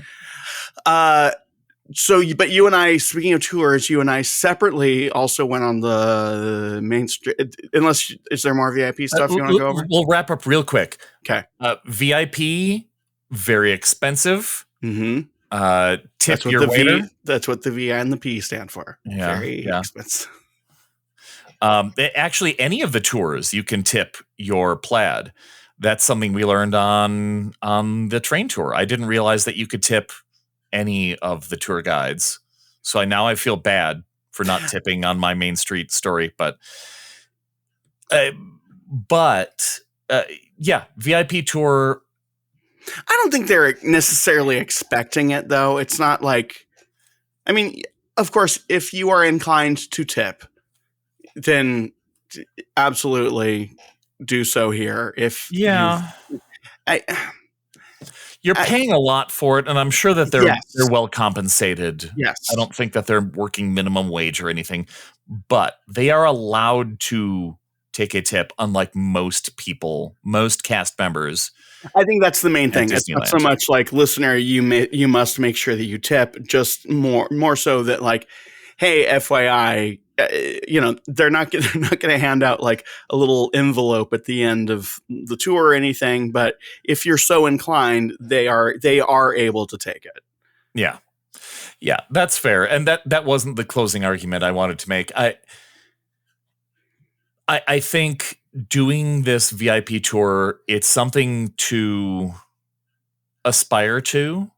Mm-hmm. It was a very, very incredible experience. It was amazingly custom, and that's the way that they're designed. These folks can just quietly escort you to all of the rides you want to go on. They can push your stroller around. They can hold your bags, but you could also use them as a resource and learn from them about the parks that you hopefully love. Right. And it just phenomenal. I can't stop thinking about it. This is one of those few instances in my life where I just keep going back to that day. It's been almost a week. Wow. I still daydream about that experience. That's crazy. Yeah, really just phenomenal. Really great. Speaking of phenomenal, Walt's apartment. And Walt's Main Street story, the tour that currently exists and you can take. Yeah, and I think maybe a theme for all of these is it doesn't sound like any of these are you haven't lived until you've done this, or that like you absolutely have to or should. You're not a real fan if you don't, or any of that stuff. It's just more like if you happen to have X amount of dollars sitting on like in the street, metaphorically. My life didn't change seeing Walt's apartment. My life didn't change because I got to spend time with a really great cast member who got us on all the rides and also talked to us. But yeah, like if you have the means, it might be something to look forward to. Might be something to invest in. Save some extra cash. Or I guess even I'm trying to put on my socialist hat a little bit here, and like, I mean, people have different opinions Wait, you're about a what socialist? that means. No, I'm No, it's a diehard character he capitalist. plays. Everybody, Don't worry about that. I love the Beatles. It's not so much that like I think the question is more like, is it so? I know these things exist. I know I'm kind of interested in them. Is it worth it to me to maybe I don't have that amount of money like right now sitting in front of me, but I could maybe put aside a little bit here and there so that in a year or two I can do this thing. And I guess what you're saying is that if that's something that someone is inclined to do after whatever amount of time, of course, take care of your more important needs first. Well, yeah. Pay your mortgage, right. You pay for your insulin. So, okay, how about this? Thought experiment time. VIP tour versus staying at Disneyland Hotel or Grand Californian for the same amount of time that would be the same price. Oh, I love the Disney properties. If they've never done either before. Oh, yeah. Stay at the Disney Resort. Okay. Stay at Disneyland Resort. Stay at the Walt Disney World Resort. The money is worth it. Now, that said, you could spend the money on a VIP tour and make your trip significantly shorter because they will get you to all of the things that you want to see. Right. But I'm not a ride completist. I'm not a person that needs to hit all of the things. I've been there enough times. I'd rather have the experience of waking up in the morning at the Disneyland Resort. Looking out my window and seeing Trader Sam's, seeing the tiki torches burning, it's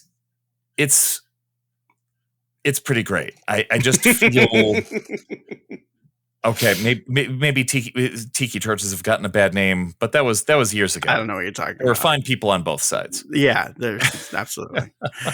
But being part of the bubble, being in there, seeing everything, and just feeling a part of it, that's what I like.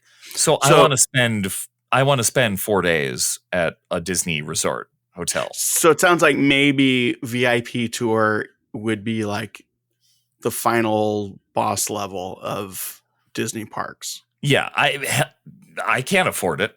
Right. Right. I mean, I'm pretty good. I'm pretty good as far as money is concerned, but I wouldn't spend the cash. Right. If I had the cash, then yes, I would. Right. I would do it again. Absolutely. I don't have the cash right now. I'll stay at the hotel. Got it. But this was a rare opportunity because I'm part of this amazing company where I was invited to be part of this experience. So yeah, phenomenal experience. That company being the Supreme Resort. The Supreme Ears. All right. Our ears. Main Street, Walt's Main Street magic time. Main Street cookie time. Yes. Yeah, we'll get to the cookie. We'll get to the cookie. You didn't eat the cookie. I didn't eat the cookie. So we went separately. I don't know that we need to necessarily go through every detail, but kind of just broad strokes. What? Broad strokes. Broad strokes. How was your experience? It was a good experience. I thought I'd be more emotional than I actually was. Yeah. But I wasn't, which is, I think, good. Yeah. The tour takes you down Main Street. For those of you who know things, and if you're listening to the show, you're very smart people, and you probably know about the windows on Main Street. So some of the things that came up were windows. Some of the things were, here's the theater. Look, you can look at look at all these old Mickey shorts. Wow, Mickey's got a gun in this one. Look at the other one. Well, and I got the feeling from both Mario and my guide, who I don't remember her name, for the Main Street tour. Mhm. I got the feeling that they kind of politely gave off the vibe that they're very tired of people trying to get into a trivia pissing contest with them. However, Yeah. they might invite it from time to time and they will appreciate it. And I also discovered that they generally enjoy and encourage like good questions, like questions that aren't like, I'm going to sit here and think of a question. Like if you have a question and it's rooted in like, I'm actually paying attention and I'm putting things together and I'm, Right. I maybe just need a bit of information to get me to the next place. They seem legitimately pleased to have those sorts of interactions. Absolutely. On my Main Street tour, I said, hey, you know what? I've never actually seen the test wall. Mm-mm. And my guide said, oh, well, yeah. Hey, it's right over here. We were just there earlier. I didn't point it out. Let's go. And we went and we looked at a wall. Right. But because I said, here's a thing that I know about and I'm interested in learning more, you're right, Dan. It was just that. He was excited to take me over to the place and then talk about the test wall, talk about, for the listener who doesn't know what the test wall is, apparently they tried out this chunk of brick wall just off of Main Street by the locker room, Mm-hmm. where they said, well, do we want to have more of a wavy design or do we want to have a more clean brick design? And there it is. They left it. That's the legend of the test wall. They tried out 2 different designs and Walt said, nope, I like the clean one. And they stuck with that. Yeah, and that course was he liked the clean one, but still. And from it's what I there. understand, that was when you were in like the bonus question time, and so that was appreciated. Whereas when we went on my tour, and we were right by the test wall, and she was talking about the stuff in the windows above and all that. So they've got sound here. You can hear a man at the dentist. All that crap. And I, the part of me that I try to keep in check constantly when I go to Disneyland with people was like, oh, but are you going to say test wall? Are you going to, it's right there. Are you going to say something about test wall? And I grabbed that part of me and I was like, that's not what this is. You can say something, but it will not be appreciated. I have no right to take over this tour. This tour is clearly talking about Walt Disney's connection to, and here we go, more narrative for the listener. This is clearly talking about Walt Disney's connection to Main Street and how he put in elements that connected to his memory of Marceline, Missouri, and Harper Goff's memory, and all of these. It's like this collective, this collective memory, and how that was shared and expressed in theme park form. Test wall, cool story, but that has nothing to do with that story. Yeah, it's not really the Main Street story. It was, like you said, it was bonus round. We had an extra half hour with our guy because the patio was closed because it was raining. And he said, what else do you want to see? And I said, can you show me the test wall? Right. Yeah, let's go. Yeah. Yeah. And I think that's that would have not, that in that moment, that would not have been welcome if I would have been like, did you know that they have a test wall here? But yeah, just, I don't know. I don't be that person, everybody. Yeah, they left it open. I mean, it was fun. Right. There's that little endorphin rush when Mario, our guide, said he was deliberately baiting us to say, "Oh, the original train was the people mover." And no, he was looking for the Viewliner. Right. And when I said Viewliner, he high-fived all of us. He's like, yes, you got it. I'm a nerd. Like that sort of stuff is fun, but you don't want to push up your glasses every I guess, you want to follow their lead, I guess is what I'm trying to say. It's still their tour, still their show. And I don't know. Anyway. Yeah. And how did you like the apartment? We haven't really talked about this. Okay. Because you were initially reluctant to do this tour because you said, I've been to an old person's apartment.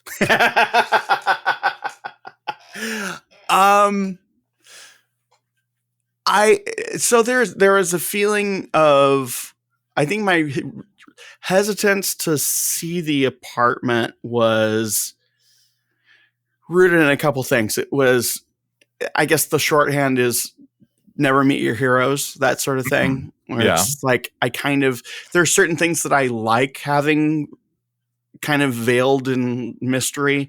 It's very similar to when I was significantly younger, but still an appropriate age for this story to be happening. I was at... You're 40. Yes. I think it must have been like 19 or 20 or something. And I, like most boys who grew up at that time, had a huge crush on Winona Ryder, right? And yeah, obviously. Yeah, totally unoriginal. But no regrets. And I guess I'm not ashamed of saying that, but I recognize how unoriginal it is, right? And I was chilling out in some area of the whatever that museum is in the big weird building at San Francisco. Storytelling, everybody. You lost me. Yeah, I was chilling out. Basically, the point is I was chilling out upstairs in this space, and it was really cool. And I overheard a bunch of people. I think there were people like who were working there. They're like, "Oh, Winona Ryder's downstairs," and this thing in my head was like, oh, "I really should like go, like be creepy." Oh, I love you. But then this other part of my brain was like, what are you going to get out of it? What is she going to do? Be like, oh, I've been waiting for you to say hello to me. Let's go to the Stinking Rose downtown and get married. But it's just, there was nothing to be gained from doing that. And it was, I like unlocked a thing in my head where I was just like, you know what? Sometimes it's really better to just have the mystery. And I'm just going to allow myself to have this mystery, and I'm just going to continue hanging out in this space that I'm enjoying. And that's kind of how I felt about Walt's apartment. It's just like, well, what if it's not cool? What if it's just an old guy's apartment? What if, like all that stuff, like, what if it doesn't? You got to see the pot that he served coffee from and the jug that he served Tom and Jerry's from. Yeah, but I mean, like, what if it doesn't hit the way I feel? Like his bed's really short. He was a small man. He was a very tiny person. And then I was going through some decisions about how to deal with recent events, and it occurred to me that this is something that, had my father been with it and around to go to the park with me, he would absolutely insist that we do this. Mm-hmm. Hey, there's an opportunity to do this and it only costs $100. Do it. Right. He would definitely, he wouldn't tell me that we were doing it because he would know my hesitation. And he would just surprise me with it. And knowing that, and knowing the significance of that trip, I thought, well, I'm going to, at the very least, be able to have an emotional connection to this apartment that actually means something, because I'm doing it at this time. in this way. That's a very specifically me way of dealing with emotion and memories, but that's just that's important. Yeah. You've got this connection with your dad in the parks, and I think that's very significant. So I figured if the apartment itself kind of is underwhelming, it will at least always have this tie, this connection that I will know that I don't necessarily need to share with anybody else. So having said that, you're a podcaster, so you're going to share with everybody. 5 shower heads, everybody. Right. 5 shower Oh heads. my God. But so to answer your question, I remember that moment where our tour guide was like, okay, now it's my very personal privilege to, I'm like, okay, yeah, whatever, lady.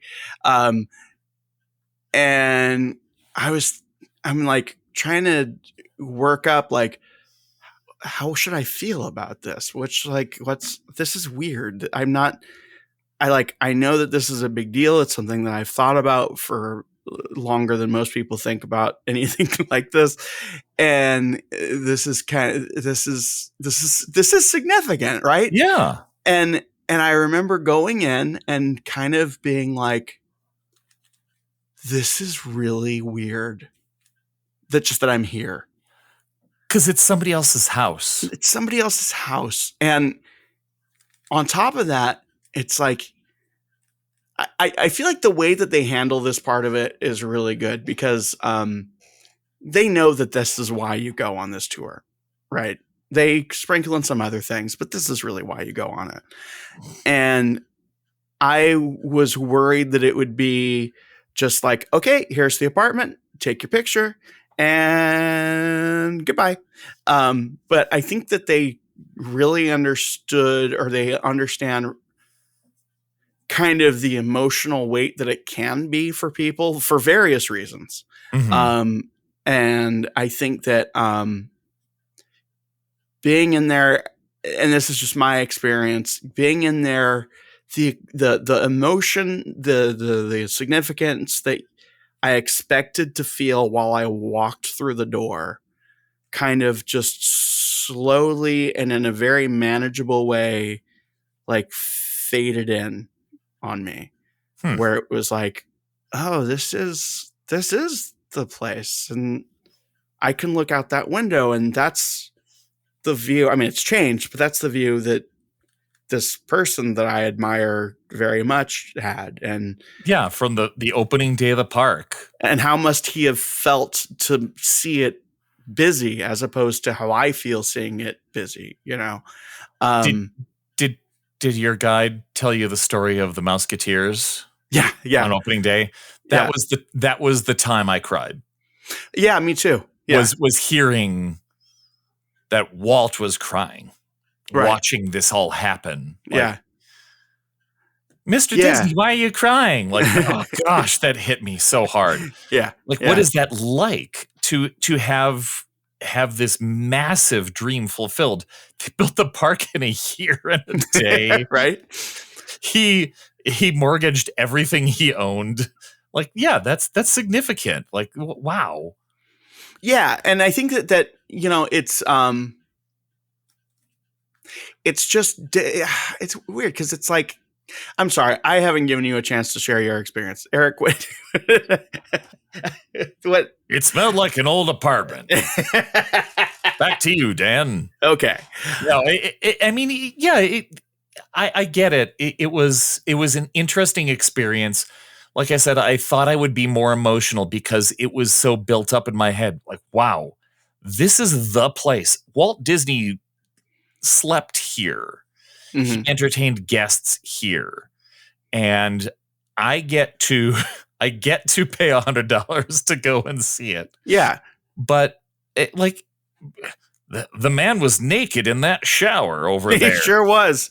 Wow, 5 shower heads. That's way more shower heads than I have. I only have 2 in my shower. I'm a pretty big deal. But just being in there and spending so much time in there, it made it it made it real in a way that was humbling. It's just a place. Yeah, and I liked how they kind of, they can oversell the Disney magic, and they can get into over imaginary nonsense from time to time. I think that at least my tour guide was very good at this. She was very good at just kind of pointing out that like he was just a dude who was really into some stuff, and he had the ability to engage in this insane hobby that he had. And isn't it cool that we're all able to like kind of continue to share in what that was, Yeah. Yeah. That's just it. Yeah. It made him feel like a real person again. Right. A man spent time here regularly. Yeah. And so do you think he will feel more or less like a real person when part of the tour is seeing the Walt Disney animatronic that they had some great moments, Mr. Lincoln? Oh, Dan. That rumor exists, right? I have not heard that. No. Just bring the hologram, the weird one that was from an age where everybody's like, I don't remember Walt Disney being 56. Or bring that guy that they weirdly hired like a couple of years ago when they reopened the parks to walk around dressed like Walt Disney. Oh gosh. Oh, that. You can't step into the bathroom, folks. So you can't pee in Walt's toilet because the tiles will crack. So yeah, next time I go in there, I'm going to come up with a Brian Eno contraption to do that. And that's a reference that Erik will get sometime later in Bowie's planning. Listen to Bowie's planning, folks. Yeah. We've had a good time, everybody. Jimmy wasn't here to rein in the terror. It's just the two of us giggling for an hour. I suspect that if it's any combination of two of us doing this, it will be that. I think you and Jimmy would have the giggles. Me and Jimmy would speak very somberly about a topic and then giggle. Maybe. I don't know. We used to do those ad spots together. It's a weird balance. It's an interesting balance to the three of us. Not a complaint at all. Each other for too long. I haven't known you for too long enough. Yeah. So yeah, I guess the point is these tours are, I think for me,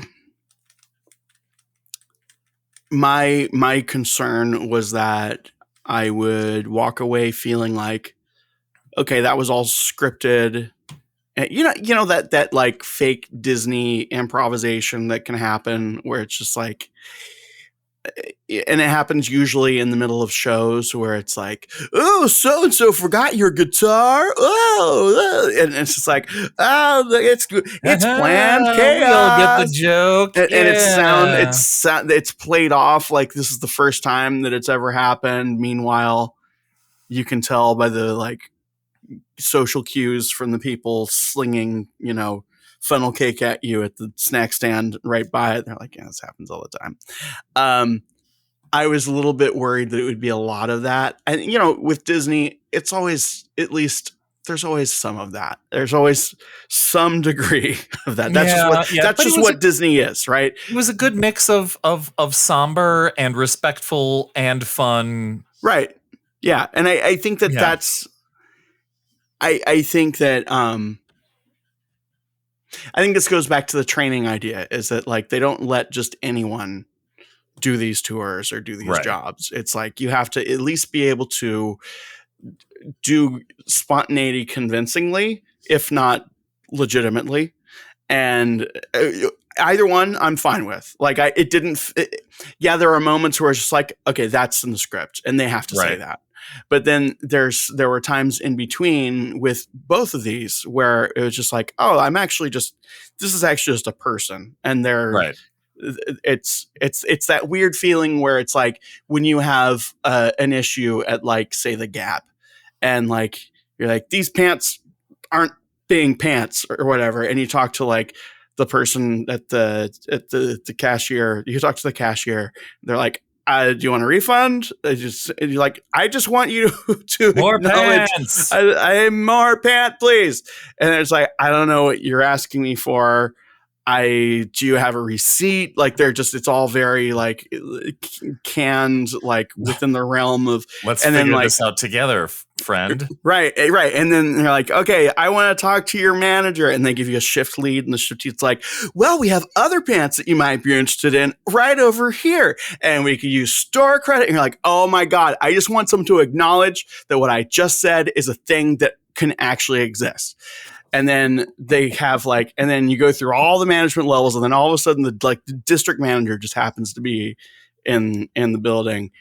And you're like, they tell you about the other pants? and the district manager's like, oh yeah, totally. These pants can totally need to be more pants. You're like, thank you. You can keep my money. I just wanted someone to acknowledge that.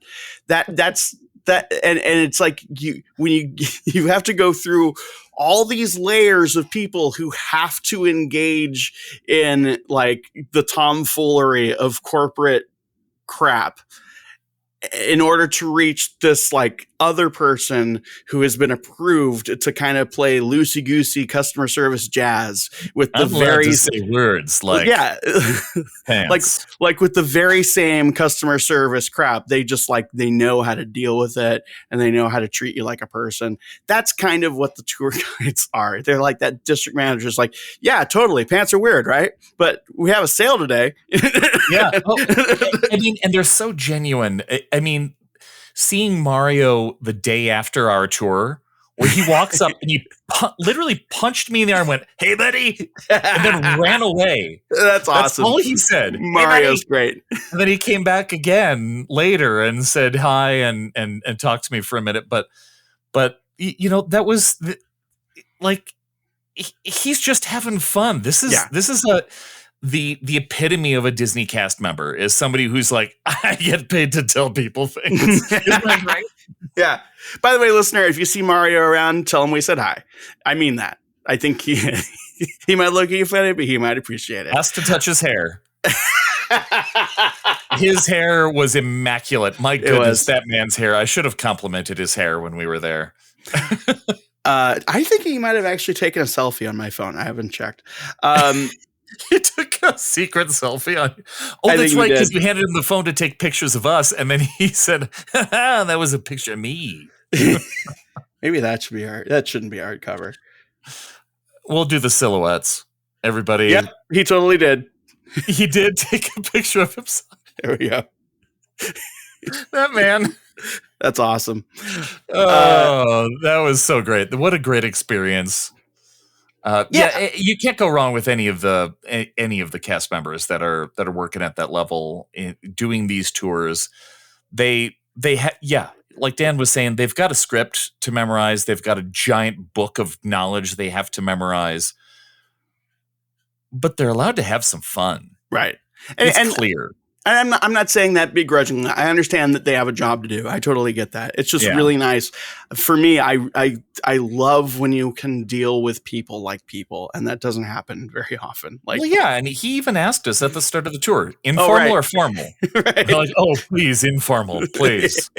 Please. Yes. And yeah, he very quickly gauged the temperature of the group and understood, oh, these guys know most of the things I'm going to say. Let's go. Let's do it. Yeah, it was really fun. I think that's kind of. Is there anything else we didn't get to? You want to talk about David live?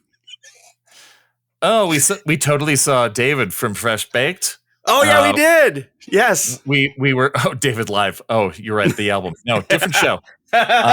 We did see I feel like we can cover it in about 10 minutes.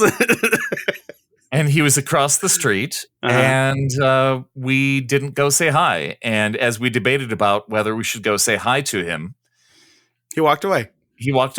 And that was fine because just like, yeah. Yeah, like I said to everybody, like, well, I've met him, but he doesn't know who I am. I was there with Lynn, where Lynn's like, oh, I've interviewed you multiple times on my show. And like that was the time that I met David up close, where he's like, oh, here's my friend Erik. He does a podcast too. Cool. Yeah, I don't actually know the guy. I don't even watch YouTube. I think if I'm being really honest with myself, he is the person that I have the most parasocial relationship with that I watch. In that, I think, there is a part of my brain, and I recognize that this is entirely my fault, but I understand why it exists. There's a part of my brain that, because I see him in I want to say 3 out of 4 times when I'm there, I'll see him. He's almost always around, yeah. And I know, listener, believe me when I know that I have insane points of view, but like I recognize when they're insane, and like this isn't one of them. I mean, wait, no, this is definitely okay. Wait, how should I go with this? I recognize the parts of my brain that function well, which is most of it, recognize that there is absolutely no reason for this man to know who I am. Or even recognize me from multiple times, and I recognize the online talk. There's no reason for any amount of reciprocity there whatsoever. However, there's a part of me, a big enough part, but I recognize it's insane. Big enough part of me that is sad when I walk by him, and I immediately, because like with anyone that you see all the time, like you'd be like, oh, hey, and then like nothing. And I oh, of course, he doesn't know who the hell I am. All I want, and I recognize this is stupid and parasocial, I just want him to be like, oh, hey, what's up? That's it. That's all I want. I don't think there's anything wrong with that. I think that is a noble goal, and you just need to talk to him and say, I'm the troll from the chat who says the things. Erik, why would you ever assume that I would troll a chat? I'm sorry. I'm the clever gentleman with all of the witticisms in the chat. Yep. I don't say inflammatory remarks. I respond to inflammatory remarks in I've never been ways. David Bowie. I don't know what you're talking about. Anyway. I get it, though. Yeah. I think that's the end. We've been it's just the two of us. We've been doing this for an hour and 10 minutes. Erik, I hope while you're editing this that you're able to come up with some sort of a coherent edit.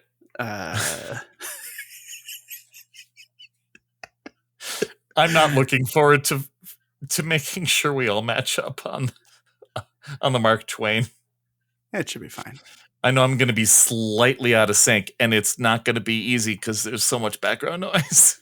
Hey, we clapped, so that's helpful. We did clap. We all clapped at different times, but then we realized that maybe only Dan should clap. Yep. So if you would also like to clap along with podcasts or several podcasts that exist on this network, did Jimmy do the full exit? Did he? On Sunday? I recorded the end of the theme song, so. No, go ahead. Tell people about our shows, our friends. Right. Let's see. We have a show called Puny Pod. Puny Pod. It's where they talk about very small things. Also, they will sometimes talk about Marvel movies and Erik. I think Jimmy's going to be on that show. Oh, is he? Maybe. I think he's going to talk. I'm going to be on the next Avengers one. Yeah, I should be on there again. That was fun. That was my goodness. The way your take on Thor 2 being what they could have said is this horrible pun. My goodness, what a good take. I was very impressed. Yeah, just pointing out that it could have been way worse. I'm always happy to do opposite punch up. Let's see what else. Puny Pod, Bantha Milk, also known as Milk Lemon Lemonade around the corner. Bantha Milk. I'm pretty sure that's why they changed their name. They talk about. Did you drop off water at their trailer the other day? A while ago. Oh, I hope they're still alive. Yeah. I feel like there would be a smell if they weren't. Okay. Anyway, if they're still alive and making podcast episodes, they're probably talking about a little something that everyone loves called The Acolyte. Everybody loves it. Starring Squid Game guy and other people. Matrix Lady. And a woman who is definitely not birthed by 2 women.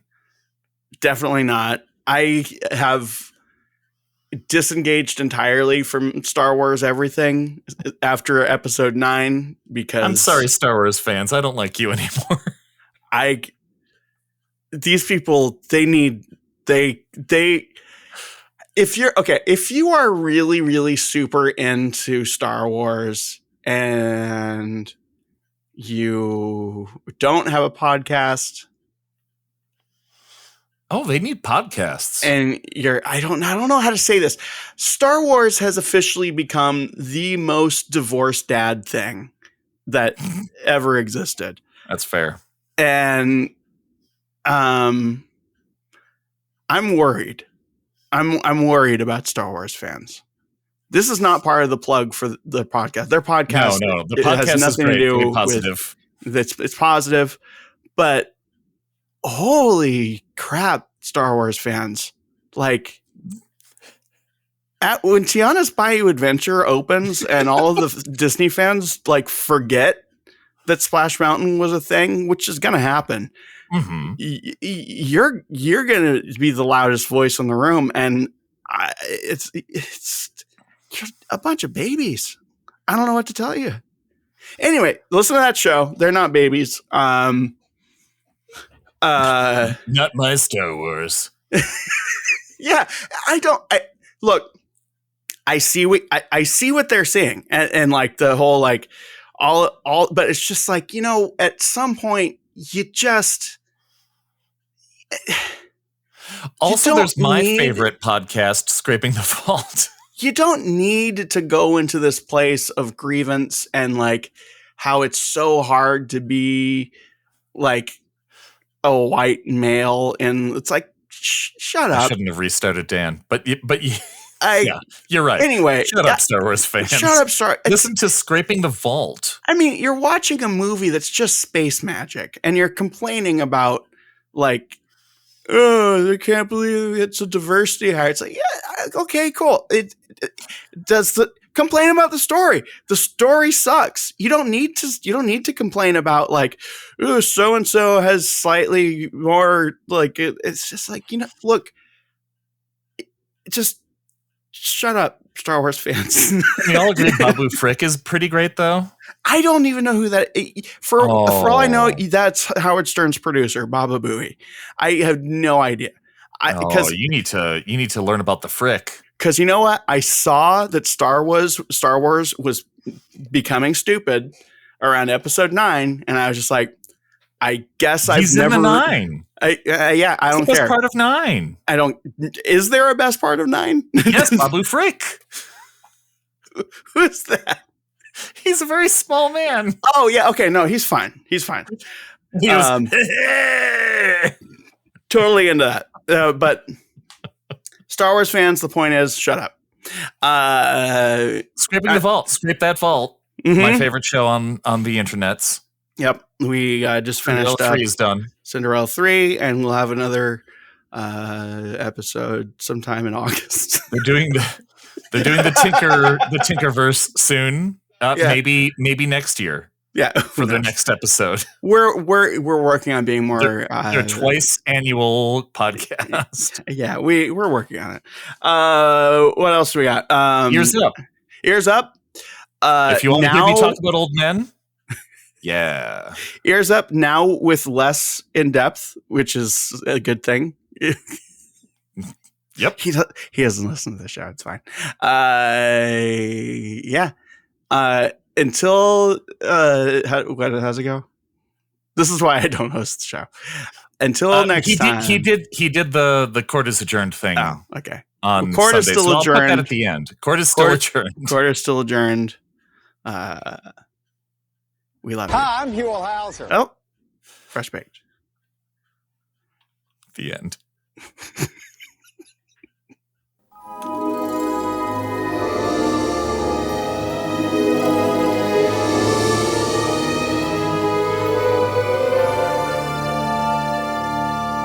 All right. Well, thank you, listener. Thanks for listening. Hope you enjoyed that touring plan, a little bit about ConciEARS, a little bit about new experiences with Disneyland, a little bit about VIP tours and other tours you can take at the Disneyland Resort. So again, listener, thank you for listening. Also, until next time. If you don't mind me adding, because we are kind of thinking about new ways to approach the show, if this is a kind of show that you would like to hear more of, please let us know. Absolutely. If you like the trip report kind of thing, it's not something that we intend to do a lot of, but if it's something that you want from us, then it's something we can do, Absolutely, because we are going to the parks a lot. Also, we went to Benihana, Dan's first trip experience to Benihana. Oh, yeah. So will we do an episode about Tepanito versus Benihana? Yes, the answer absolutely. is yes. Anyway, all right. Well, until next time, folks, be good to each other, and court is adjourned.